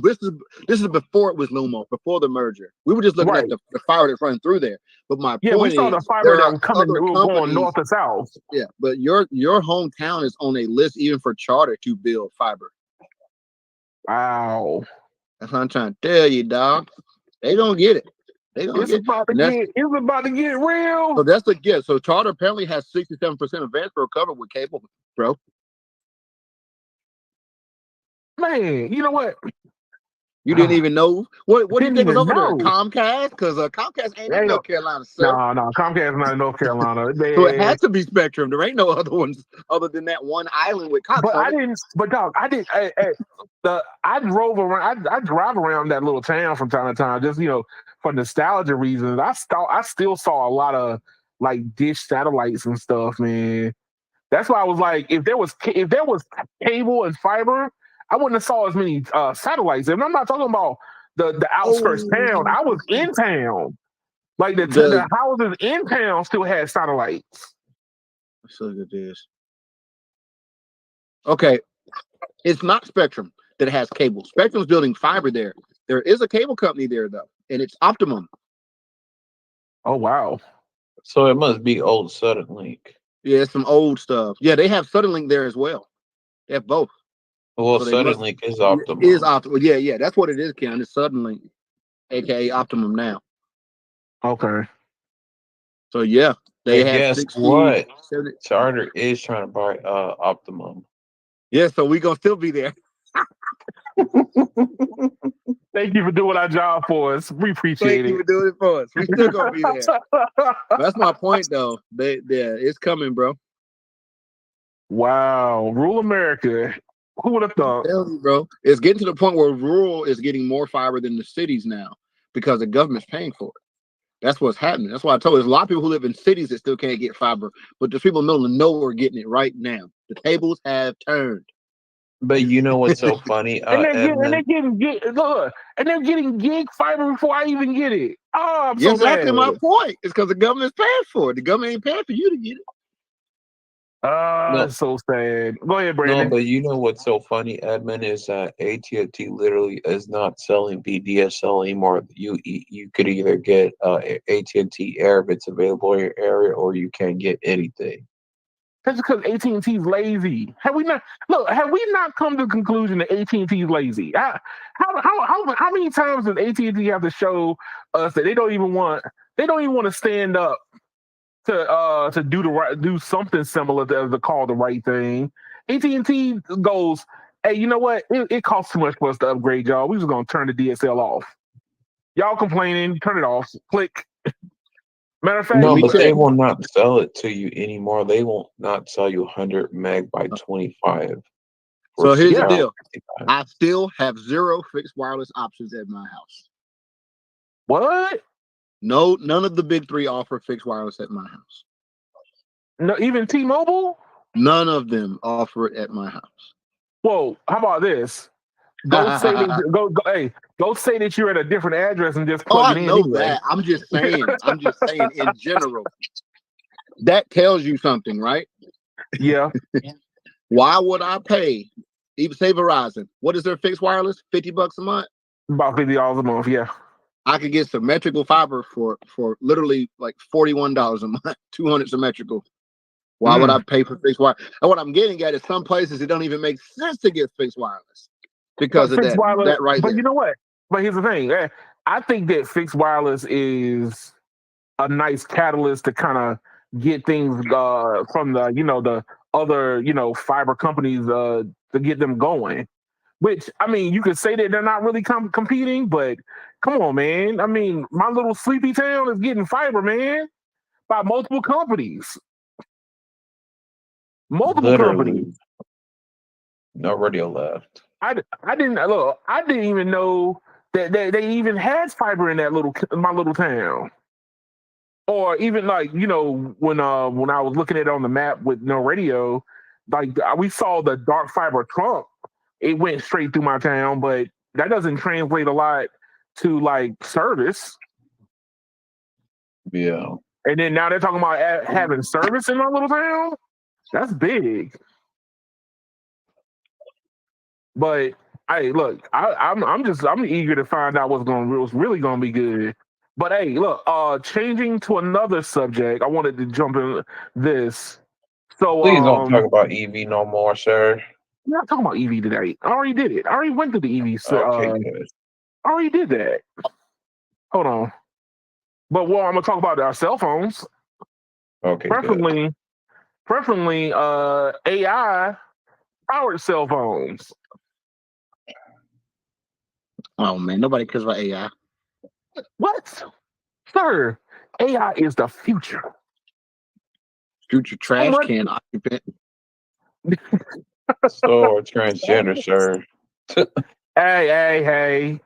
That's for a different channel, sir. Look, so AI is changing our phones and just getting started. So, if you watch the reveal for what is it, the S24, S24 Ultra, and whatnot, AI was the center stage. So now that AI has become a meme now, and everything is powered by AI, do you see yourself soon starting to use it? Because No, they're talking about. Go ahead, no radio. no. No, why not? I don't have a use for it. Why would I use it? But here's the thing: like in this article, they were talking about different use cases for, like, let's say you were planning a trip, but you got to have like 4 or 5 different apps open to plan your trip. AI is supposed to help you do all this from just one interface. Book your hotels, book your rental cars, book your this, take care of that, look up this information for the theme park if that's where you're going to, I all don't. from just So one they're one solving it, interface. but I don't have a problem doing that. It's not difficult. I don't get it. But everybody's That not would using radio. You're exactly. Superman. You asked me would I use it, sir. So don't But say I'm me. just Don't saying ask me would somebody use it. Of course somebody would. Still doesn't somebody matter. is. My point is, man, they keep trying to make AI so useful. The most I've seen people use AI for is to figure out how to make Obama look like a Ninja Turtle. They doing wild stuff like show me Snoop Dogg if he was a white man. Oh gosh. That's what they use AI for. Nothing really useful, sir. Hey, Lola, have Have people celebrities help petting Facebook lately? All these people are AI generating themselves if they were young and hot with a better body again. Wow, so useful, sir. Hey, It's look, so the game most I saw it was, people were taking celebrities and having them pet chickens. That's my point. How is that useful? Not. It's just more crap. Hey, Brandon, what about you, man? Do you see AI helping you out in your future? No. You don't see it doing nothing for you? The truth is, it will be used for evil. Oh. Exactly. That's the only thing it's going to be used for. It's going to be used to have you saying stuff that you didn't actually say. Stuff that's going to cause a lot of problems for people. I More feel like harmful I than it feel is like helpful. I feel like AI is gonna be like a voice assistant on steroids. I mean, we already use voice assistant on different things. You got, No, but that's my point. Like, Amazon's You it, say, offering, you got Keon, Apple's offering. you think you're getting catfish now. You wait till that 600-pound chick uses AI to turn herself into 150 pounds and talks to you on a video call and you don't realize it's fake. You just Man, wait. they've been doing that for years already. No, Ray, I'm saying, we had those sex talk lines way before we had no, but AI. that's voice. I'm saying that you can be a prove you real video call me and they're going to video call you with AI. Oh You no, know what I'm no. saying? That's what I'm I saying. mean, the It's lonely nothing people are gonna good. be using AI. Nothing good is going to come of this, sir. Only evil. Oh, not only evil. I'm just telling you, you ain't listening. When AI cures cancer, I believe in it. Okay. when AI makes your EV battery last 25 years, I'll believe in it. Till then, it ain't useful yet.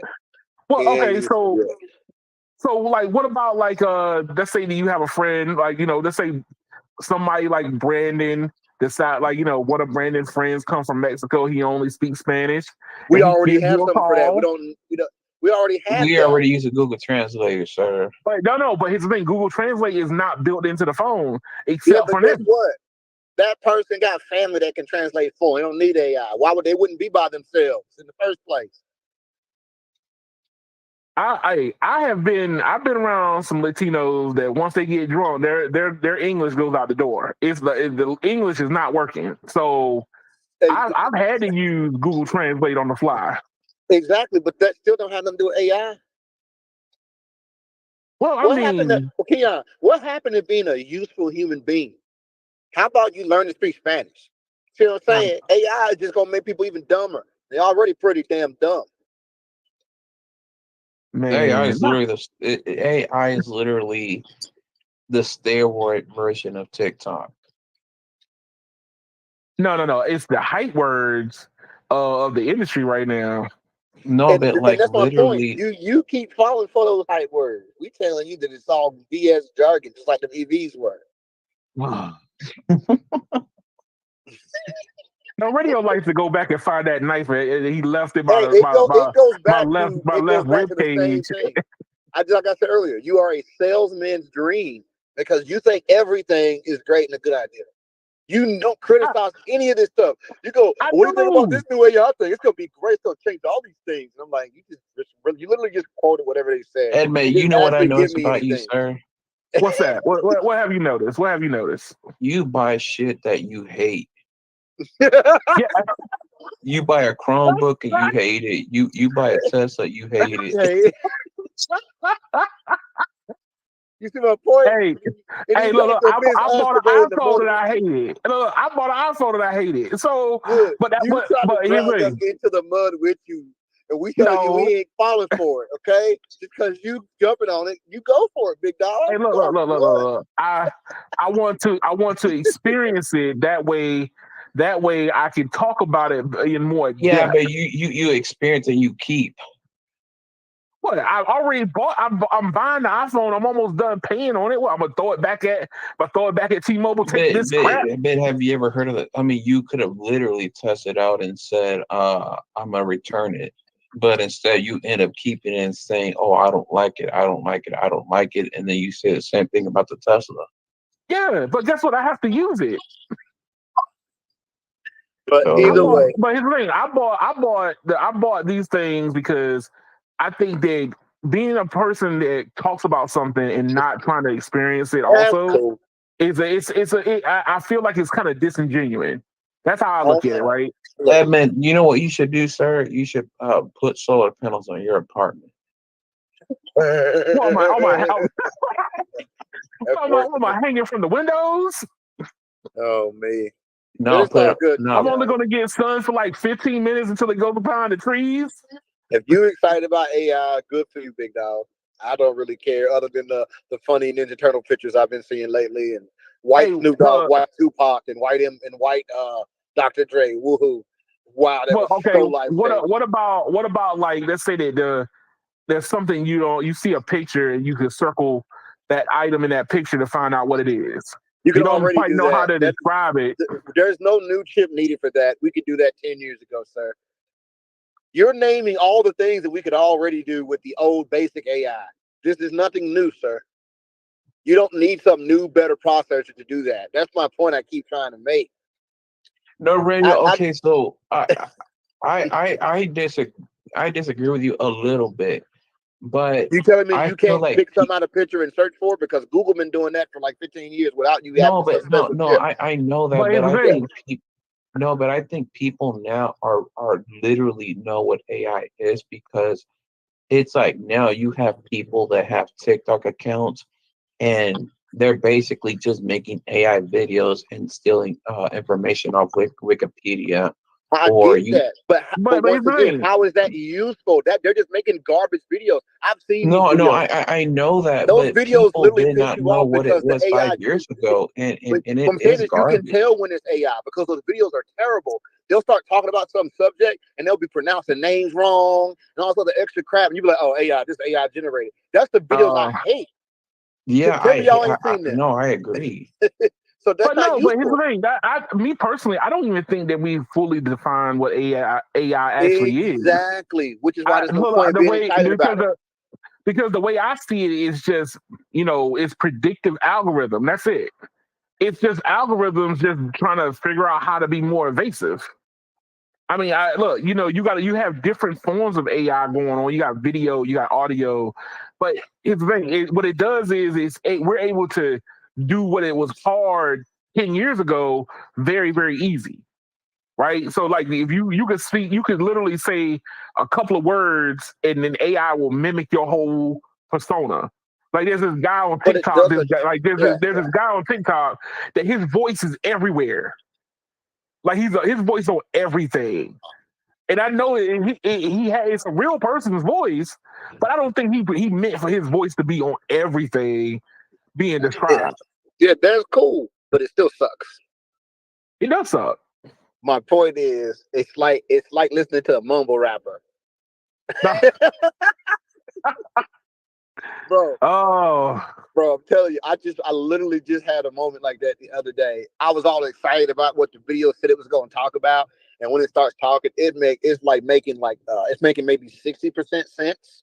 It's just like, wow, these people are so dumb and lazy that they're so dumb they don't realize how dumb the AI video they just generated is, which proves that this is only a tool for dumb people. Hey, look, you know how you can tell a lot of times whenever I'm listening to videos, especially when there's like a faceless video, the way I could tell it's not a human being is that the AI will speak in such a way that it will blend into the next sentence. And Oh then it yeah, will pause. It will pause in different places it shouldn't pause at. I'm like, oh no, that's AI generated. I turn away from it right there. And I'm like, nah, I'm good. yeah. I That's want to just hear it. if I'm gonna listen to somebody talk, I want to hear a human being talk. At this point, Keon, running into an AI generated video on TikTok, that's like having a spam pop up. Literally. That's what it's like, bro. And nobody likes spam. No, nobody likes spam. That's all I'm Like yo, saying, a bro. lot of a lot of these jokes. What is it? This is one I think it's on TikTok or even on Reels where like they find comedians and say their jokes over again, but they're not using the joke from the comedian, but the AI is saying the words. Like you seeing a lot of those. People are doing a lot of those now. But Yeah. it It's sucks. like a voiceover of a voiceover, and I'm like, God, Oh, and you also got these people using AI to write articles, and the articles be so yes. wrong. They be so wrong, such bad information. But But you know what? That a lot of that comes from the fact that these publications want to churn out as much content as they can, just so they can try to stay relevant. That's my point, though. AI is encouraging idiots that they're smart. Well, look, what was it? I did an article a couple weeks ago talking about how like New York's chatbot was giving out bad information. Exactly. So I mean, look, don't get me wrong. I think that different things can be used from it, like make my searches better. I don't have to be as technical with my searching. Like on this picture, if I point my camera at something I'm not sure what it is and I circle it, it should give me the information. This is how I look at it. Whatever I'm looking at, show me what it is. I don't want to have to go through and take a picture of it, then I gotta crop it out, then I gotta color it in and hope that the computer can figure it out. Tell me what it is. And man, you just want AI to edit your video, sir. Hey, if it can, it'll start getting me to the edit if it's easy. If it's easy, because the funny thing is people want me to do longer speed testing videos. Hey, Keon, Yo, AI was driving your Tesla when you was talking junk about yo, it. speaking of, oh my God, no radio. Check this out. You know that Tesla's autopilot full self driving was like 12 grand, right? $12,000. Do you know that now they cut it in half? So It's $99 a month. it impressed me when they $99 cut a the month. battery in half, Oh gosh. and not because half the packs went bad in it. Dang. Yeah, hey. My thing is this still is not low enough. It needs to be like $30 a month because I'm not paying $99 a month for me to But babysit Edmund, it's this not for car. you, sir. It's for the average person It's that not has a for Starbucks anybody. addiction. No, Brandon. It's not for anybody because this thing's not doing anything for you. You're teaching Tesla how to drive. That's pretty much what you're doing. You're paying them $99 a month to teach them how to drive from the comforts of their air conditioned office. You out here doing free labor is what you're doing. Yeah, you're paying the radio. I'm paying them to chop wood for them. That's what you're doing. That's exactly what you're doing. Like the wood don't even go to me; it goes to them. And that's where I go. That's where this has lost me at. I'm like, yo, look, I asked my wife, I said, would you pay $99 a month for self-driving? She said, no.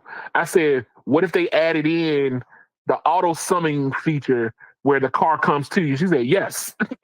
I said that was the only feature she cared about when we went to the dealership. She was like, you telling me I could just push a button, the car comes to me? That's all she cared about.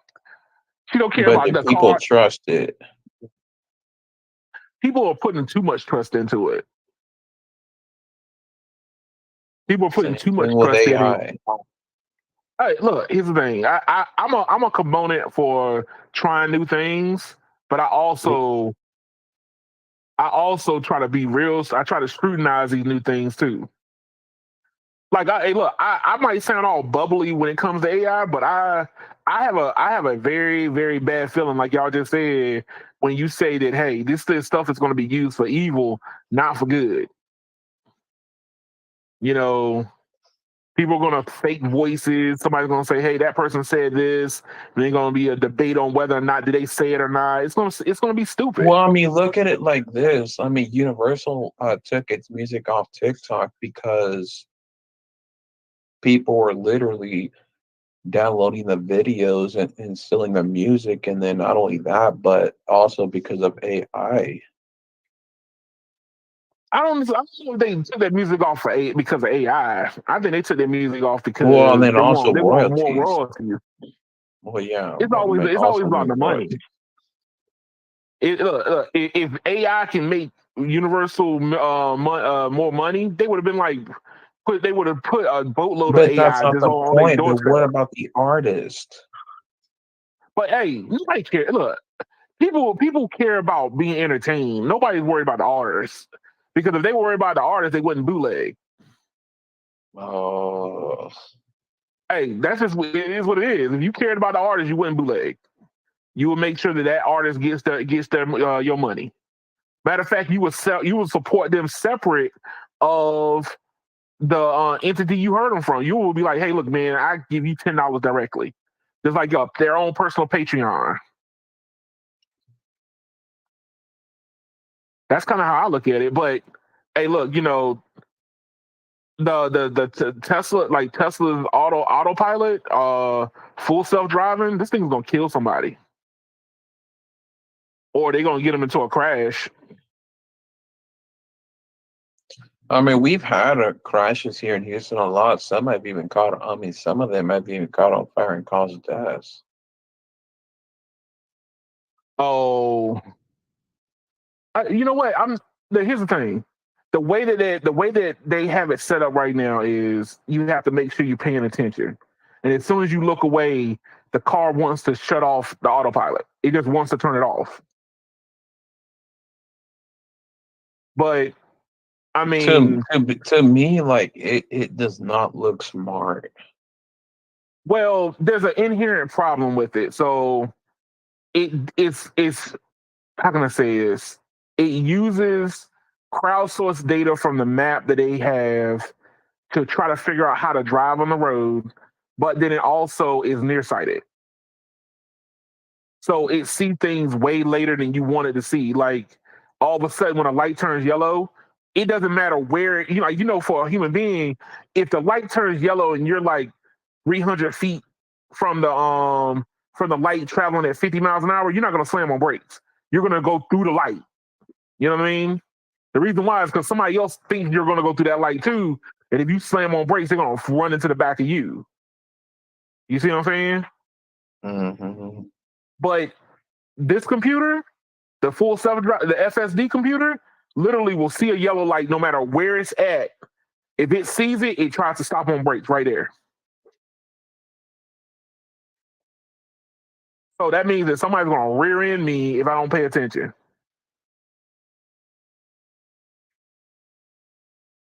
But that's just because the computer doesn't do what I call nuanced driving. Nuanced driving is different.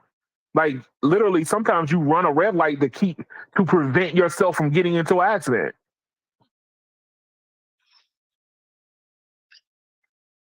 I mean, you don't blatantly run a red light, but you don't slam on brakes. If you were within that what I call the gray area of driving, so to 100 feet from the light, and you're traveling at a high speed, you need a football field and a half to really come to a complete stop safely. Well, if you know you're not gonna make that stop, you might as well just go. But the computer doesn't know that. It goes, oh, light turn red. I don't care if we slide into 15 trucks. We're gonna stop. and that's not how Yeah. driving is. And that's why I'm like this. You're going to see a lot more. You're probably going to end up seeing a lot more rear end accidents. People going to get it. Going to pay $99 a month. Think they getting a deal. Well, hey, look, no radio. Forget about the people who actually bought it as part of their car. Half the value of that just dropped out from underneath them. Also, it was $12,000. It was a $12,000 add-on if you bought the car with it. Wow. That's crazy. Well, not only that, but don't let your insurance company know you have it, because then they're going to be like, "Oh, that's a liability, and we're going to Oh, they raise the are. That's rate." how they already know that it exists. That's probably why the insurance is so high on the car in the first place. Probably one of the reasons, anyway. That's probably one of the reasons why it's so high. It's because it could do automation. I wouldn't be surprised if the Kia boys are trying to figure out how to get the car going. This is going to be a lot different than just jamming a screwdriver into the keyhole, dog. Look, that's a little bit more nuance. Never know. That's true. You do never know. But hey, on a second note of the AI train, Apple was getting into the AI business. Oh Lord. Oh yeah, your favorite company Oh, is I know that reported. they've been talking with Google. They've been talking with a lot of AI companies like ChatGPT and Google and a couple of different other companies that do it. But you know that Apple doesn't want to show what they're doing, but they want to do AI so they can basically make Siri smarter. Because Siri is it's not very intelligent. I don't use any of them. I'm gonna be honest with you. Yeah, but hey, this feature's on your phone. How come you don't use it? Because half the time the answer's wrong, and I don't even use Google.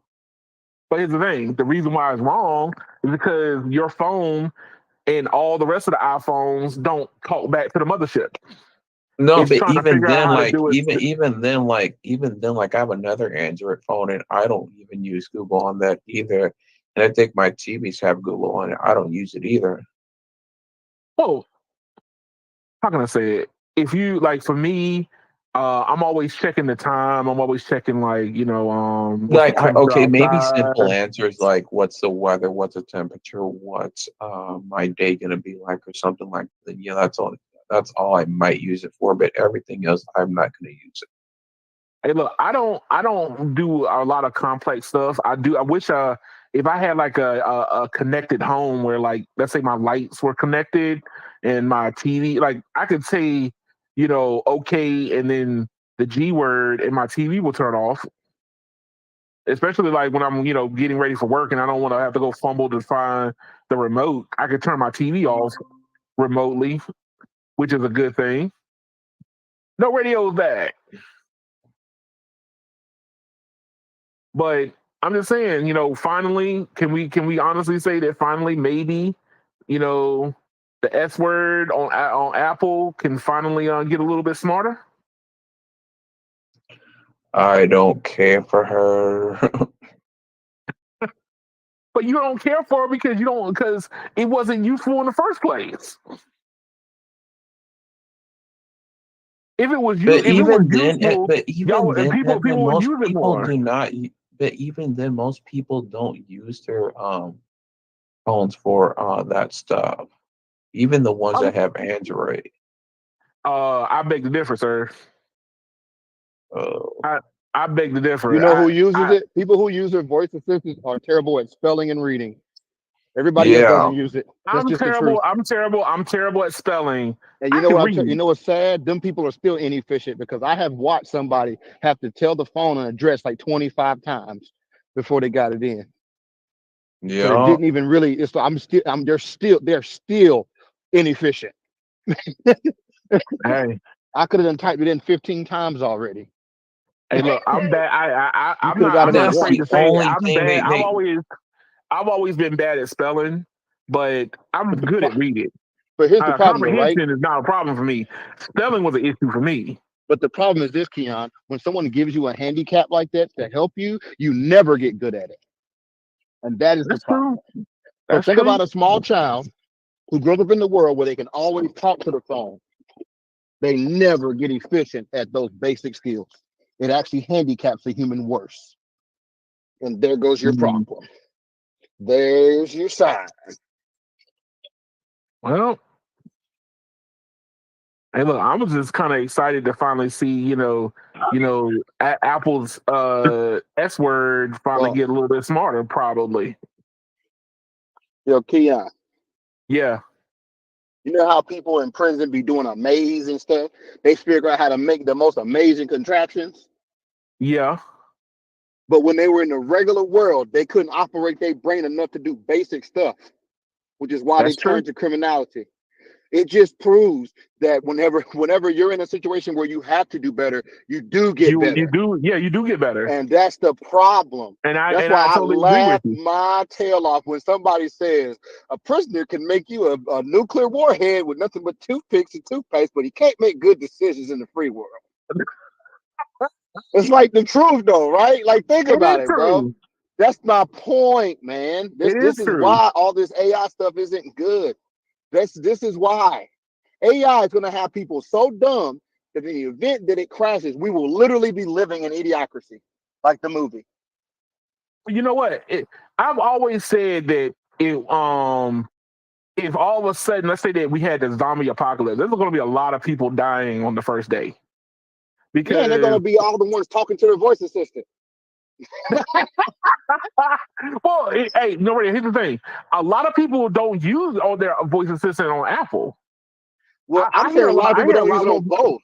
A lot of people don't use it on both. And I do hear a lot of people using it on Apple, and it's for basic stuff like just writing. They're not actually doing like deep thought searches, because if they were a deep thinker, they wouldn't be asking the damn phone anyway. They'd have been already, they would have been good at reading and writing, so they wouldn't have to resort to it. That's my point. So if you True. take that person and you give them even more tools to be dumb, you don't help them. Uh, By the way, all the people I know that put the address in by voice 15 times are all iPhone users. Just a point. I'm not missing words. I'm talking to you. Bro, you remember I told you I had to train a new guy, right? And Yeah. there were signs that this dude couldn't read. There were signs, but I tried to ignore him. I tried to be open minded. I tried to be like you, Kim. I tried to look at it like maybe I'm overthinking it, and this is just there's nothing off here. Everything's golden and sunshine, right? Uh-huh. Well, I'll literally watch this guy say the address like 15 times. Like, bro, just type it. Oh, just give me a minute. Bro, just type it. I'm like, dude, man, just follow me, dude. Right? Mm. A couple weeks later, I send him out to the vehicle to procure an item. The item has what it is written right on the box in big black writing. They go in there, top shelf, give me the box that says this on it. 20 minutes later, this fool is still back there in the back of that truck looking for it. Mm. This is the moment I realized he can't read. No, I understand. I don't say anything. I let it ride because I'm a nice guy, right? Ain't my job Yeah. to fire nobody. Ain't no way he got here. No way he took the test to get in here. Somebody took that test for him. Whatever. Ain't my problem. He rides with another guy for one day, and he was gone because it was immediately the fool couldn't read. It was Oh immediate. no. My point I'm trying to make is we don't need to encourage those people, man. We need them to get better. And this is why I have a resolution for all of it. What? What's that? Voice assistants and AI should only be allowed for people 18 years and over. No, you know what? I think so. That way, I agree children with you. actually have to develop before they get access to these things. But you know what? Hey, if I have any kids, I'm gonna teach them how to navigate via maps before you get a hold of using your phone or some type of GPS app. Because the thing is what happens when you're in a bad cell area? Oh, I can because already tell you. we're There's still gonna have grown bad people. cell areas. Bro, there's grown people who grew up driving with maps. They can't drive with a map now because they have completely handicapped themselves into these phones. Oh And they do no! dumb stuff. Whoa. They do dumb stuff Yeah. like sit there with a smartphone in their hand and tell you, yo, where's the nearest gas station? What? They say you got a smartphone, you know that, right? Oh yeah, I could have just put what's the name of a gas station around here? Why don't you just put the word gas station? Man, what is it? Waze is the most simplest thing to use. You can say food, and it will show you all the food places My around point you. is these people's brains don't even do basic talk like that. That's the point I'm trying to make to you. Wow. These are the kind of people that ask you what the number is in 911. Okay? God, no radio. Hey, look, I don't necessarily think that everybody's like that. There are I people didn't say like that. everybody. I'm There are saying the people people who like that. heavily Yes. use voice assistants are those people. Heavily used. Meaning they use it more than 5 times a day. Mm. I haven't used a voice assistant even once today. I Not used a it a single couple time. times a day because before I went to the movies, I wanted to know what the temperature was outside. A person very close to me 100% texts via voice because he can't type very well. And you know what happens when I'm standing next to him? He has to repeat the message 15 times. And it could be something as simple as, I'm on the way. I mean, there's Well, no, people that you can can't even type that. spell. There's Yeah, but he people that won't. But he won't. That's the point. His brain tells him he has to use that assistant because he's handicapped himself to that. there's people that can't even spell the numbers at me. He said he can't spell the numbers. You No, tell I them feel count to you. 10, and they ask the phone, how you count to 10? Wow. Hey, I'm exaggerating a little bit with that, but I'm just saying in general, man. I think Hey, a lot look. of this stuff is not good. What I'm saying What's is, going on, bro? I All right, do brother. agree. I do agree with the fact that you say that, hey, you need to first learn the fundamentals before you start migrating towards, technology to solve an issue, which I'm totally on board with, and I think that it really needs to be that way. But I do think that technology is meant to make things a lot easier, but it doesn't Right. solve to make you not think no more. Don't get me wrong, I use calculators to calculate math, but I need to do it quickly. And I'm not going to remember all the equations through history that I had to learn in high school. But no, I understand where y'all coming from. I know exactly where you're coming from. I see it also. Yeah. But You ever see somebody work somewhere and they're like, say it's a flea market, and then you buy something from them and they got to give yeah. you change, and you watch them fumble with the change for 5 minutes because they can't count. Hey, here's the thing, the radio. I was bad at that for a while, but that comes from the fact that I didn't work with change for a long time, and then all of a sudden, the more you do it, because you can't be wrong, you get very good very fast. But what I'm getting at, bro, is like these are basic skills that are completely lost on our youth. Basic Yeah, things that are second nature things that if you tell me, hey, this is $86, I hand you $100 bill, I don't need a calculator. that's true. I'm like $14, dog. Like, come on. Hey, no, radio. I'm telling you, man. I'm telling you. I understand where you're coming from. I do think that more people need to first do it the hard way first before you get the easy route. Yeah, look, when I learned how to weld back in the day, you know what they did? They gave us an oxyacetylene torch. They didn't hand us the fancy MIG welder or the TIG welder or even the stick. They gave us a torch and a little metal stick. Figure out how to weld with that. And by the time you figured out, when you figured out how to do that and make a box that didn't leak water, they could hand you a MIG welder for the first time and you do a perfect bead without even trying. But if they gave you the MIG welder first, it'd be splatters everywhere, the cracks in the weld, all kind of stuff. They give I you the agree. hard way and you understand the science behind it. But that goes back to teaching people, don't just teach people how to do something, teach them why it's that way. That's what I think the Right. biggest disconnect in language and math or anything. A lot of times we teach people, hey, just do this, but we can't answer why. Right. Knowing why makes the understanding go from 80% to 100. That's So true. that's the reason why that's the reason why we have high school graduates that can't pass the GED test. Ooh, Facts. man, You look, got people we graduating high we school have at an eighth we grade have reading level. hey, no, we have Americans that can't pass the immigration test. That's my point.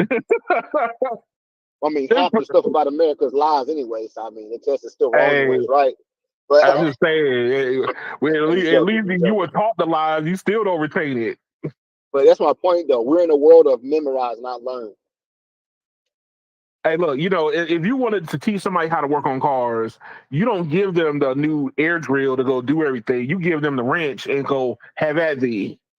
Now, then once they get pretty good at removing stuff and getting around the engine, then you hand them the air drill and go, now doesn't this go work a little bit better? But if you hand them the air drill, they're gonna strip bolts left and right. You know what's crazy, man? I'm gonna tell you something. You know how the right is locking all this stuff down. You just get ready to start deciding that smartphones are evil. They gotta lock them down. You get ready. Oh no, they'll bring it back. They'll bring it back. Yeah, man. Hey, look, I've had conversations about I take my brother, and I love my brother. I don't think he's gonna listen to this podcast because he's not as technical, so I can say this out loud. But I love my brother, but he's like super anti-technology. So like, you know how like you just said, like I'm willing to try everything, and I dip my toe in any type of form of technology if I can. My brother's like anti-technology. He's like, yo, why? There's no reason for this. Why? But Yeah, then I but told him, I said, for somebody who says you don't like technology, you got more phones than I do. but here's the point, though. Trying something and buying something is not the same thing. True. You buying stuff. You ain't trying stuff. You buying it. Hey man, I use my money to try it. Now, hey, Trying look, it. with this full self-driving, I didn't buy it. It was given to me for free I for a get month. that. They gonna It get was the 12 given to grand me, back and out of you when that I'm battery not go bad. re-upping. They gonna get that 12 grand when the battery go out. So it's all good. Oh, Get that and then some. hey man, at the rate it's going, how's it going to charge 12 grand for a battery when the car's gonna be only worth 12 grand? That's the problem. Look at you. That's the direction it's going in right now. That's all I'm saying, big dog. Oh, hey, I got one more story, It's no all good radio. though, man. AI forever, man. AI is the best thing to ever happen, and it's gonna make I all don't our know, lives man. better. Oh, now you don't know. You were just defending it for the No, no, last no. hour. Hey, I have to set up the conversation. I don't necessarily have to agree with it. Now I don't necessarily have to be like all bubbly about it. I just know that that's what I've been seeing a lot of, and you like everything's like, putting the oh, whoopee cushion. You like putting a whoopee cushion under the damn. And you round the corner giggling. That's what you doing. hey, you don't find that funny? Catch somebody Nope. off guard. What? But hey, no radio. I'm on lobster. Some I'm on controversy. lobster. I'm gonna tell you. Some controversy afoot, sir. Some controversy afoot. So, you know how we say like how gamers expect like they want what they paid for? Oh, he went mute, so I'll go ahead and just set everything up real quick.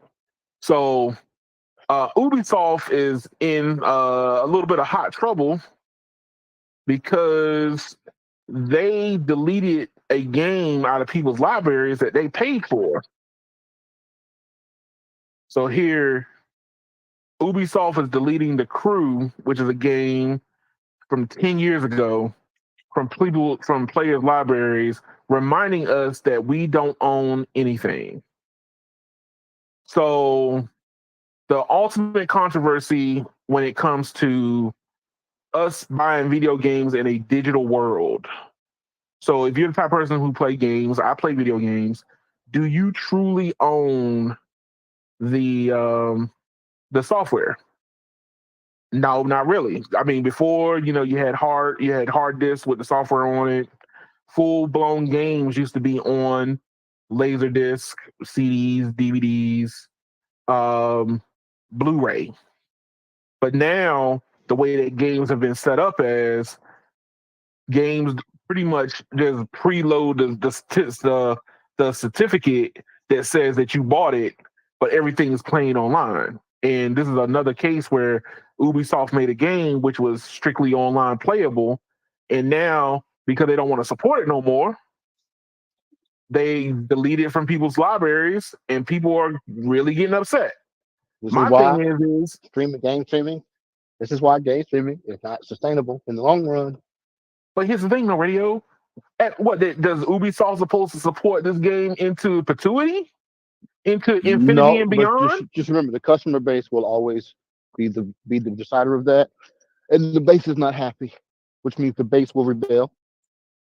And if enough of the base rebels, they have to walk these things back and go, okay, this whole streaming thing might be out of hand, which has already But- happened several times and will continue to happen because every time another company does this, they're going to further repel the user base. The thing is we're already there. We'll just We're pick already another platform we're that technically in doesn't the middle operate of it that way. now. All I'm saying is, did Sony not report that? And then, did they not report that they most best-selling console ever? Yes, they did. So how do they have the most best-selling consoles ever, but people supposedly are leaving for game streaming? Because they're not. But what I'm saying is Because like they're take not. this game for example. This game is online only. The Once Crew, again, and that was the from 10 years customer ago. can choose away from games because that's my point. Hey, look, I know that for the last couple years, the games that I've downloaded have all have a online component to it. Even the storyline is now online. Like accessing the story or accessing the single player is online also. What did So they George don't Bush give you say? the whole thing. He said, "Food me can't get food again." But the thing is the question is you let's say you spend $60 to play this game that's online. How long do they have to support it for? You're missing the point. No, I get the point. You decomming a server for multiplayer is one thing. If I lose access to story mode is another thing. They're not the same. Well, I they're starting to own the become story mode. I own the story mode. I should always Right. have access to that. If you don't want to support that in a streaming manner, allow me to download it so you don't have to host it. Period. I understand. I But have that's software not that what I they're bought. doing. I want you to understand something. You said 10 years. Rick, are you ready for this? Yeah. I have software that I purchased in 2004. I have gone from version 3 to version 12. Do you know that software company will still allow me to transfer my license to another user? Yeah. All the way to today, to 2024. They will let me sell the access to the download for that to somebody else. They allow Right. it. So you're talking about 10 years of support, homie, please. That ain't nothing. That ain't nothing. I got 20 years of support. 20 years of support on some software I bought, dog. 20 plus, and we still counting, homie. Do you remember how much you paid for that software? $500. Okay, so at $500.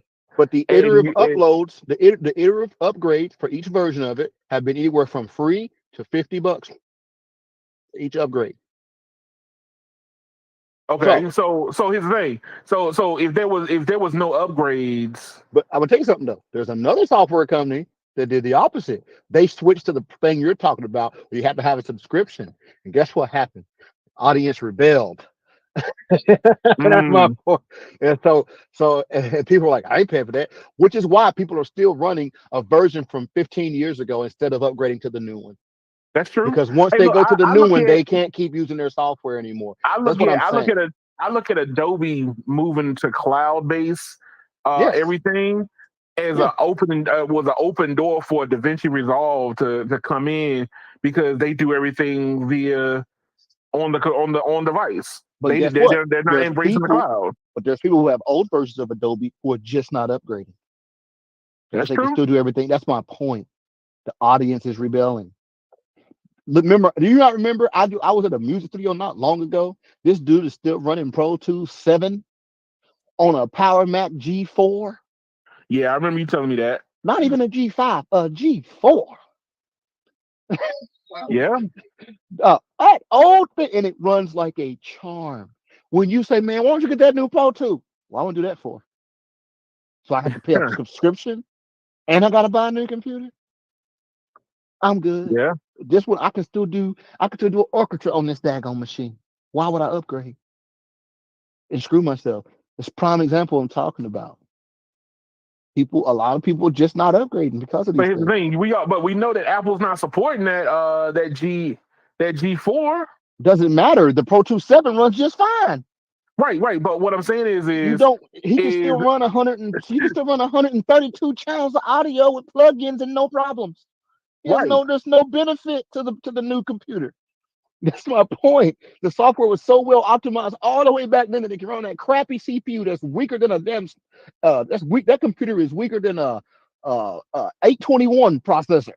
That's dang. Snapdragon 821, and it can still do all of that with plugins and everything. There's no reason. I'm just saying the audience is rebelling. The audience will continue to rebel. And I agree with you, but I was just saying that here we're moving away from people being able to do that. We've been slowly moving away from it. Like you see, people are going to continue to rebel against it. They will not the thing love is, platforms.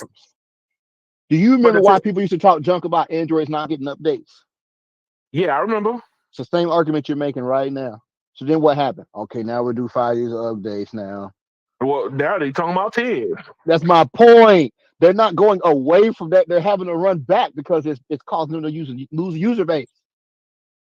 But here's the thing. I People don't know. like you are going to help them usher us necessarily. into hell. People like you are going to help us be ushered into a hell of my game's going to go bad if I don't pay the subscription fee.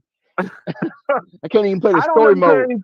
I don't necessarily think they're gonna reverse this, man. I think that these game companies are so far in on it that they don't care now. They're like, yo, you can't sue us. You paid $60. Only thing we did was made sure that you had an internet connection. You played story. How many times you gonna play the story for $60? Yeah, but PC gamers don't have this issue. I don't know, man. Neither do console gamers because if you have a freaking 4080, you ain't game streaming, sir. We have no you're reason not game to. streaming. But My here's the point thing: is you have no reason. Can you play Cyberpunk 2077 without an internet connection? Yes, you can in story mode. Yes, you can. Absolutely, 100% in story mode. Yes, you can. Which is why when the internet stops working, the game still works, sir. That's the point that I keep making. You've been game streaming so long, you forgot that video games have storylines that are saved in the game files that you updated and downloaded to your physical computer. You're not in multiplayer. A lot of the games that I've played, like especially like I take Power World right now, right? Yeah. It has a single player, but as soon as the internet connection cuts out, I lose my access. It literally cuts off. That's what you get for playing a flea market video game. Flea market. Oh, but no, radio. Here's the thing. I'm gonna launch my Cyberpunk right now. I ain't launching it forever. There's other games like I play Destiny. Destiny's the same exact way. As soon as if you don't have an internet connection, you can't play. And look, the Crew is another one.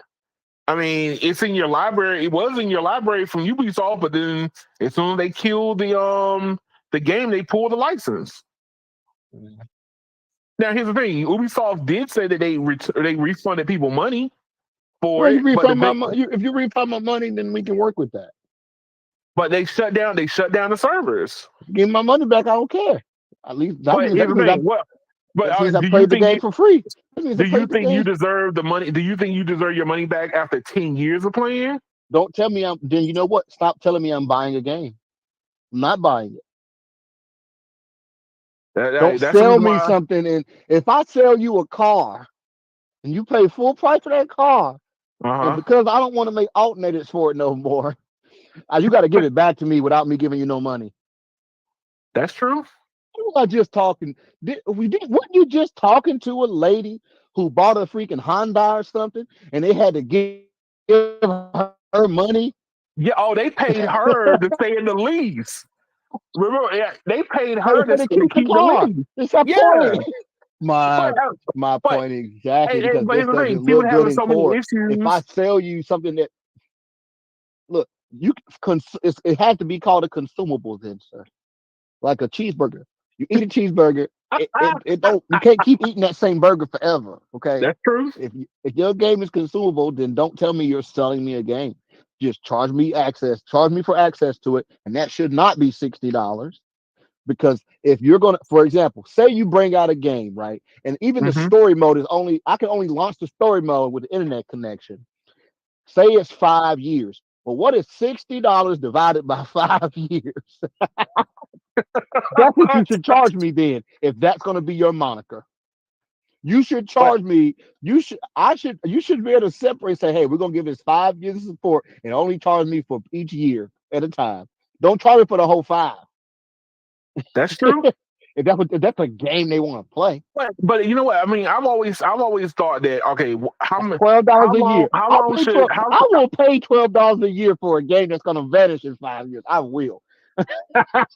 hey I've always thought that how much that $60 can take, how far can it take me, right?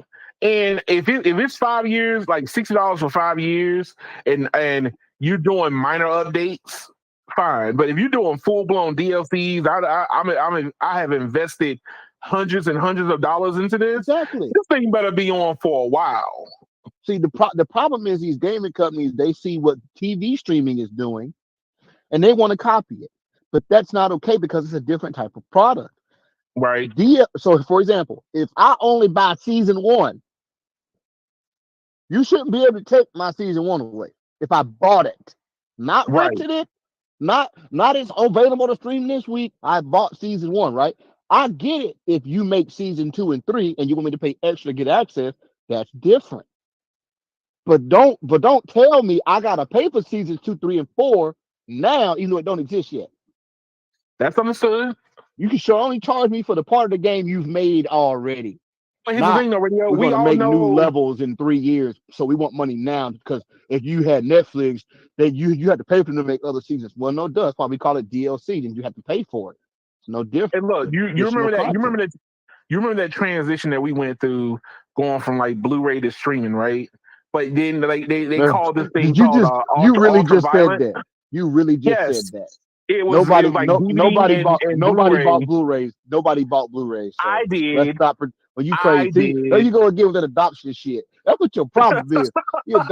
Bro, Blu-rays were trash. Absolute I had a trash. PlayStation 3, and it took forever to load the Blu-ray. I know because I had one, which is why I rather stream. But Avatar looked so wonderful on my television. Man, Negro, please. I remember. I'm gonna tell you, dog. I was with my baby mama. My first child had just been born. I had a PS3. This was like 2012, and I had never got a single Blu-ray for that thing, and had it for I don't know a year or two already. Never. And then I think it was the second Twilight movie came out. Oh no! Was it the second one? I think it was which one was? I think it was Full Moon. Whatever year it was. Am I right about that year? You probably you're. I think you're close enough.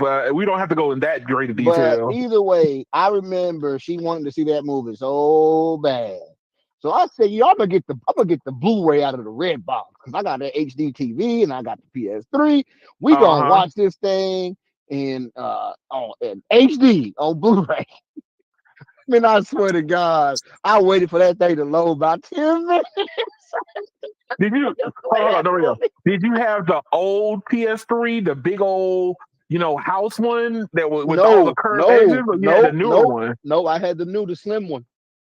Oh wow! Not the super slim, the second iteration.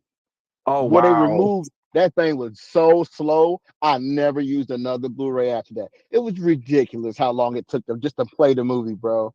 That was Yeah, ridiculous. but here's the thing: during that whole transition between DVD, Blu-ray, yes, they were offering like in the box. If you bought a Blu-ray, you had this certificate for like you had to redeem so you can watch it on streaming services, right? I think it was like called Yeah, Ultraviolet, but you gotta realize and back then but the streaming service was Voodoo, and that junk was crap too. yes, but what I'm saying is, do you think that Ultraviolet is still active today? No. But I all can those, watch but all those Ultraviolet. people, but all those, huh? But I I don't can. think I don't think they're honoring a lot of their stuff. What do you mean? I And don't need them to honor it because I wasn't dumb enough to buy movies. That's why you rented it and gave it back. It wasn't no but point. There people, was but no that was point the in thing they buying it. were offering. That was the thing they were offering. They were offering, hey, look, if you bought this physical copy, but you could watch it anywhere. Well, So it was like, that goes back to everybody thinking everything's a good idea. Once again, here ah, I have a set of rules. You know what my set of rules are? what? You only buy a movie if it's cheaper to buy it than rent it, That's true. I agree with that. or if it's the same price. That's the rules I follow on Amazon. If I'm on Amazon and there's like some new release, I want to see it real bad, I will look and see what the rental price is and what the buy price is. And Yeah, sometimes the buy price is like $1 different from the rental. Might as well buy it. And if Amazon decides in 15 years that the cloud is full and when they get rid of my rentals, you know what they should do? They should offer me the option to download it. That would be the right thing for them to do.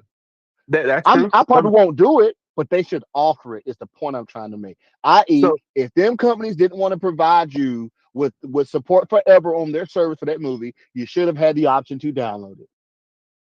Period. mm, And they that's should true. use the what is it? The digital copy protection installed on your computer or device. That should be what protects it. And all they have to do is put a folder in the same folder with it or whatever that has to be with it for it to launch. Whatever. Cool. Don't care, but that should be offered. If you telling me you sold me something, it should be mine. There shouldn't be these gray areas where you sell me stuff and take it back. There's no take backsies. Yeah. Come up with a solution so we can both move on amicably. Not No, I well. agree with you. Hey, So look, like I said, the problem has always been how long do you support it for? How much time is $60? Especially in the gaming world. Like well, you historically it's been forever. Historically it's been forever because people are still playing SNES games, sir. So sorry, but these game companies have gotten away from because like they they put want to. they put the storyline online also. How are you gonna rob me and tell me that I'm immoral for you having to support something you supposedly sold me when you're really just stealing it from me by taking it? That don't even make True. sense.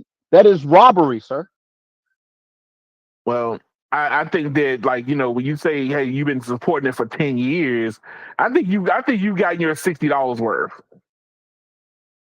Hey, That's what I think. I mean, I look, can you still buy find a Madden car. 2000 for the PS1 and launch it right now. Yeah, but 24 years later, it works. yes, People still playing Pong, Keon, on original Ataris, big dog. It's like 40, 50, come on, 50 man. years. 50 years, homie. I Dario, thought technology supposed to get better, not worse. Dario, how much data does Pong take It up? don't matter to me. Come on. I just told you let me download it. Are you not listening? Virtual If you're gonna end 3D multiplayer Pong will support, still be less. what I'm saying is if you want to kill the multiplayer, that's fine. But you should let me download the story mode. That's all I'm saying. That is the compromise. Mm. That is it. That way, when it's 20 years later, 30 years later, and I have grandkids, I can go, look what we used to play. Here, check this out. You can't do that in the world you're talking about because it's literally going to content is literally just going to disappear. Yeah, look, right now the content is already disappearing because these servers are not staying on at all. Call of Duty 10 years ago is not the same. And you know what's going to be so bad about it, Keon? 20 years from now, they're going to bring them games back on like a little emulator machine, the same way that you see these little. And then, wait a minute, y'all took it from me when I paid 60, but you got an emulator box. It's got all the games from 2010 to 2050 for $20. But you had to take it off your server. You clearly had it saved somewhere. Hey, The emulator is running it. At the time, they didn't know how to give you an All emulator to I'm play saying it. is let me download the story mode. That's it. That's very simple. I hear you. I hear you. I'm just telling you that I think we're so far gone from that. Like I think the exceptions to these rules are like games like what you said, Cyberpunk. I don't have it downloaded, so I haven't bought it. But Cyberpunk might be a full-fledged game. I don't know how. Do you know how big the file is for it? Oh man, it only keeps getting bigger. Oh gosh. Let's see what it is. Let's look. Let's check it out. I'll tell you what it is right now in my Steam library. 1 second. Okay. What it is currently, because I think that's changed. Like I said, you got to go to the storage because I actually store stuff on my computer. Mm. He said, I use the storage for what it's for. I have a separate drive that all my games go on, separate from the main drive, dedicated. Man. So at the moment, it's actually not that big. I think it actually might have gotten smaller. Really? It's saying it's 61 gigs. 61? 1 second here. I may have accidentally turned off 4K graphics on it. Because in comparison, I'll give you an example. In comparison, Red Dead Redemption is like 120 gigs. Red Dead Redemption 2. Yeah. I have 1 and 2. They both still play offline. You don't want to keep hearing me tell you how it's. Hey, I've been saying, man. Hey, look, you play differently than I do. So well, like I said, I'll play multiplayer, but when the internet go out, I can just switch to story mode, and I ain't got to really worry about it. But that's another thing too. But they start to do this thing where you have to be online for it to launch. That's another thing. That's just them blocking you. That's not a lack of ability to play the game. That's them purposely blocking you, which is so dumb. Destiny, 110 gigs for Destiny. Oh, dog, Destiny that's 110 gigs, and they got rid of information. They got rid of stuff. Yeah, that's one thing they might have done with Cyberpunk. Like some stuff might have been gotten rid of. Yeah, their thing they deleted. They quote unquote put it into the content vault for Destiny. All right, I'm gonna hit play on this game. I'm gonna let it launch, and I'm gonna kill the internet. I haven't intentionally done that just for the hell of doing it. Hey, can you show us show the people? Show the people. Oh shoot! Hold on, I want to see this. Well, this game ain't optimized worth a damn, so it takes forever to launch in the first place. All right. Other games be launching all in seconds. Cyberpunk, look, there she go. All right, hold on. Let me see if I can pin you. I'll pin this You want to allow? Just asking me security questions. I haven't launched this in so long. That's ridiculous.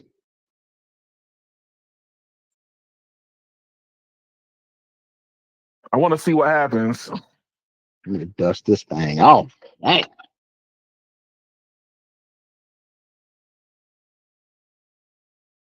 Because if you pull the internet and it goes off, that means that Cyberpunk's in that same realm. My computer's like, why are you doing this to me? You haven't made me play this freaking game. Fans are spinning.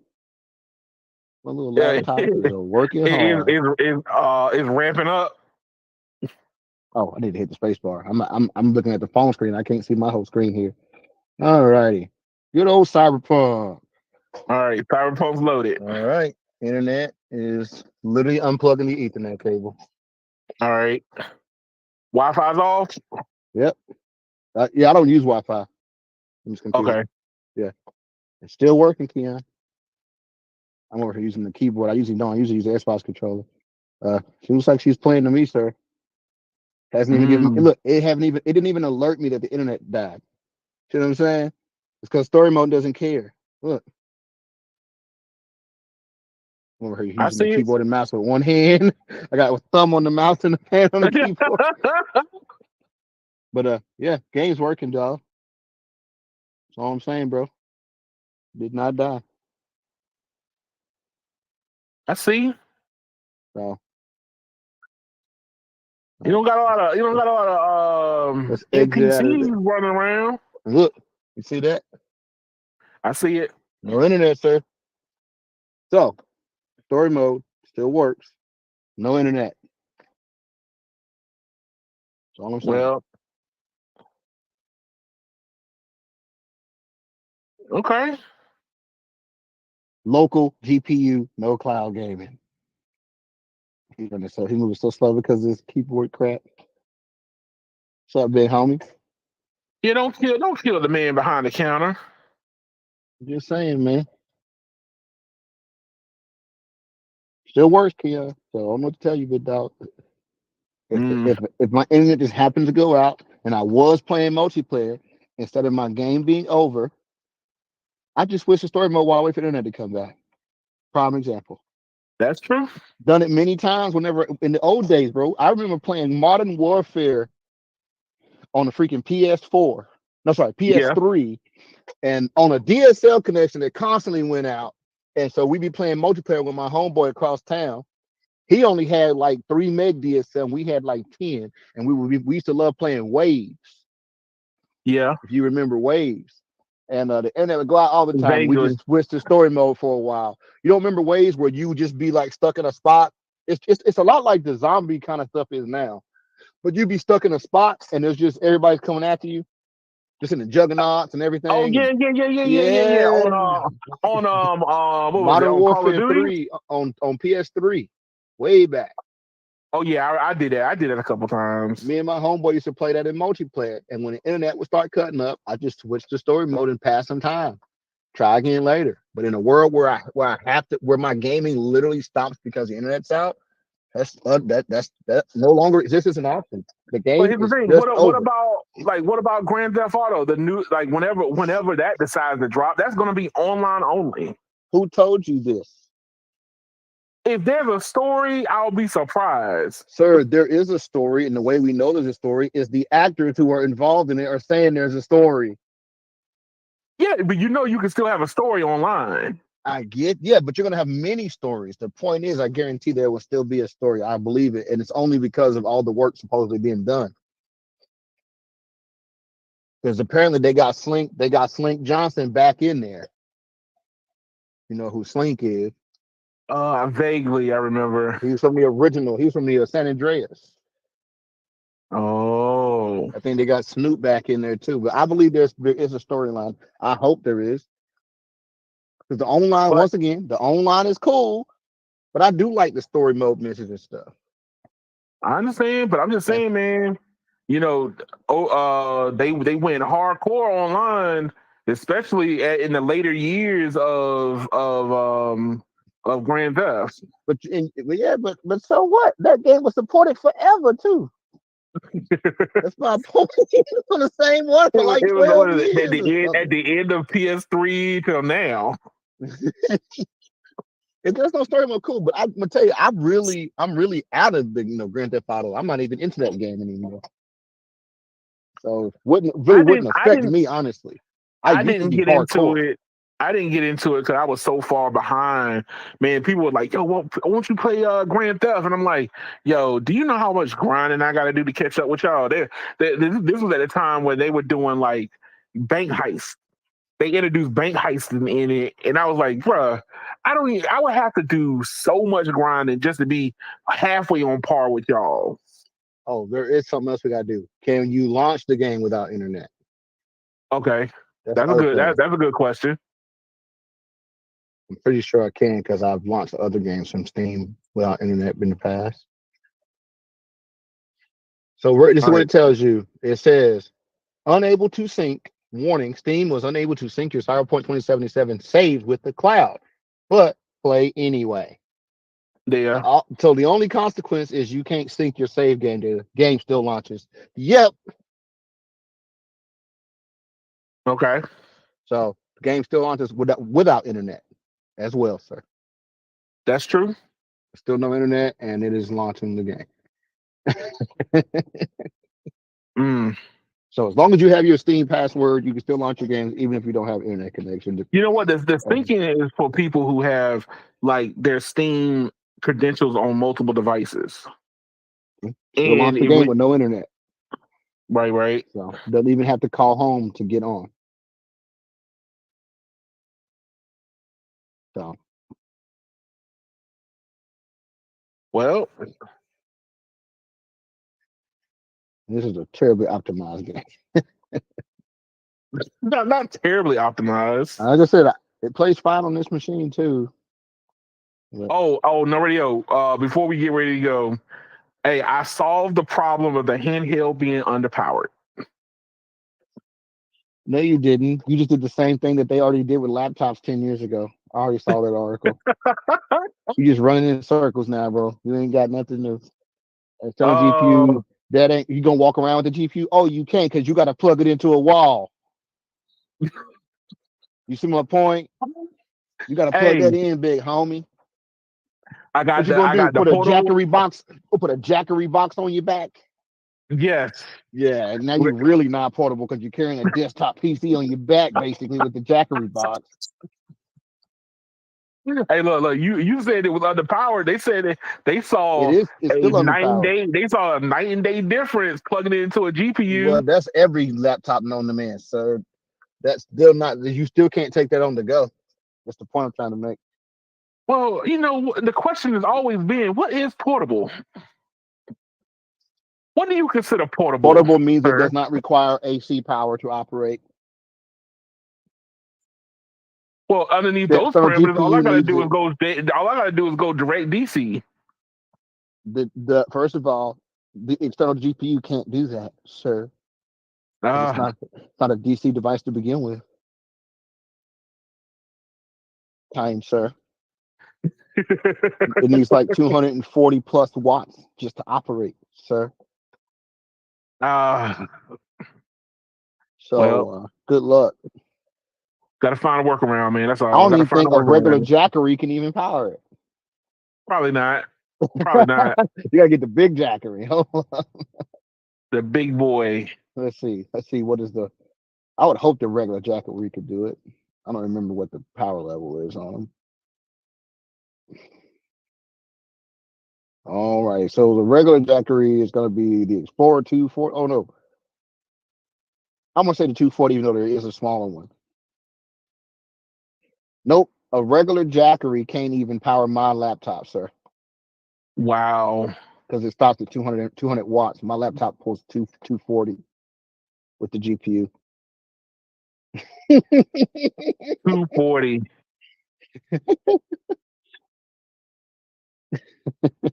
in extremely low settings. You got to get a bigger jackery.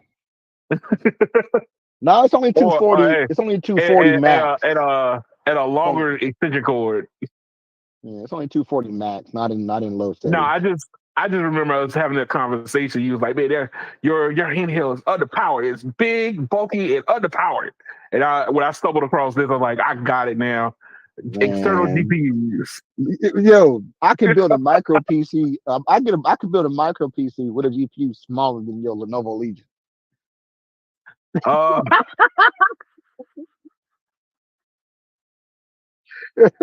But you know what? But here's the thing: I could play Steam games on that Lenovo. Yeah, until the internet goes out. I haven't tried to put internet goes out on it. Let there be an outage. No gaming for you that day. I'll be sitting next to you, still playing Cyberpunk. Oh, look, I haven't put Cyberpunk on it yet.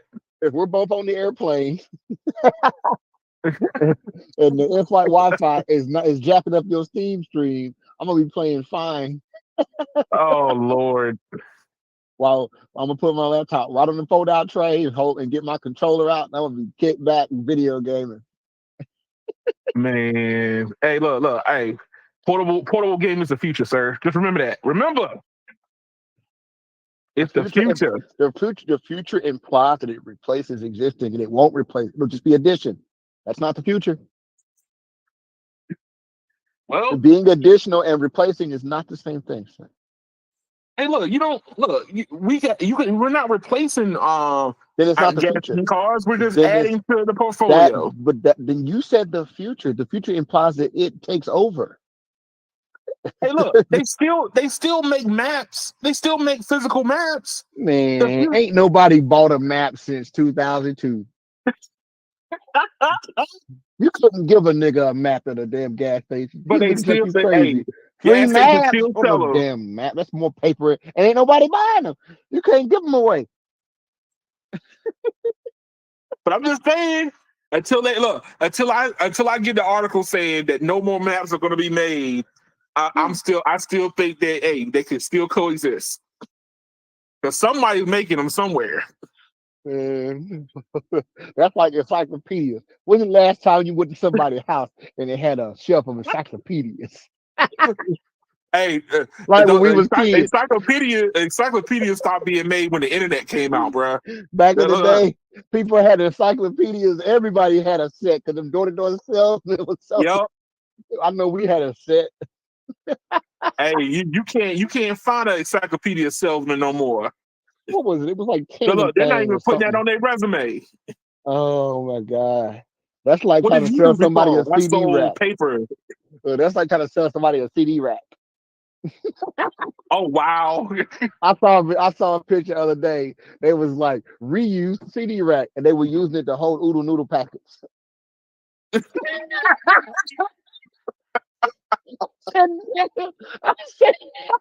Oh They really did, bro. They had all the flavored oodle noodles going up and down the CD rack. It organized. wow. I said, man, how wide is them slots in that thing? I realized They must be. they cut out every other slot to make it wider so they could fit the whole oodle noodle package in it. That jump was hilarious. Look, if I was gonna use it to hold my ancient collection of CDs, I can't even use it. Oh man, that's some ratchet stuff though. You see somebody with an oodle noodle shelf in their crib. Oh wow. That's a ratchet individual. No. Oodle noodles belong in the cabinet. You don't put them on display. He had them on display like it was a wine understand shelf. something. It's a everyday reminder of life is a struggle. That's what that is. Remind you how hard your life is. Nah, homie, I don't never want to struggle like that. Oh, eating pure Man. sodium. MSG. Hey, and on that note, I'm gonna go make me a bowl of oodle and noodles now. Oh man. Hey, thank y'all for watching. Like, share, and subscribe to the channel. The speed testing videos are going strong. Hey, no, somebody asked me to do longer speed testing videos, man. It was speed Longer. tech. He's lurking and he's pretending to be somebody else because he's got to get this speed fix. And here you go. You go about to help him strap the belt on so he can inject it. Hey man, I'm helping other people. Trying to help people to understand what networking is, what it look like, what it do. Oh my! They don't know by now. They never will. Man, some people just want to learn. Know me by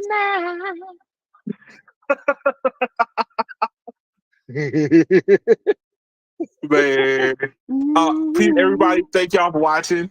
Y'all have a good one. Appreciate y'all watching me and Keon argue about nonsense. About all nonsense, all of it.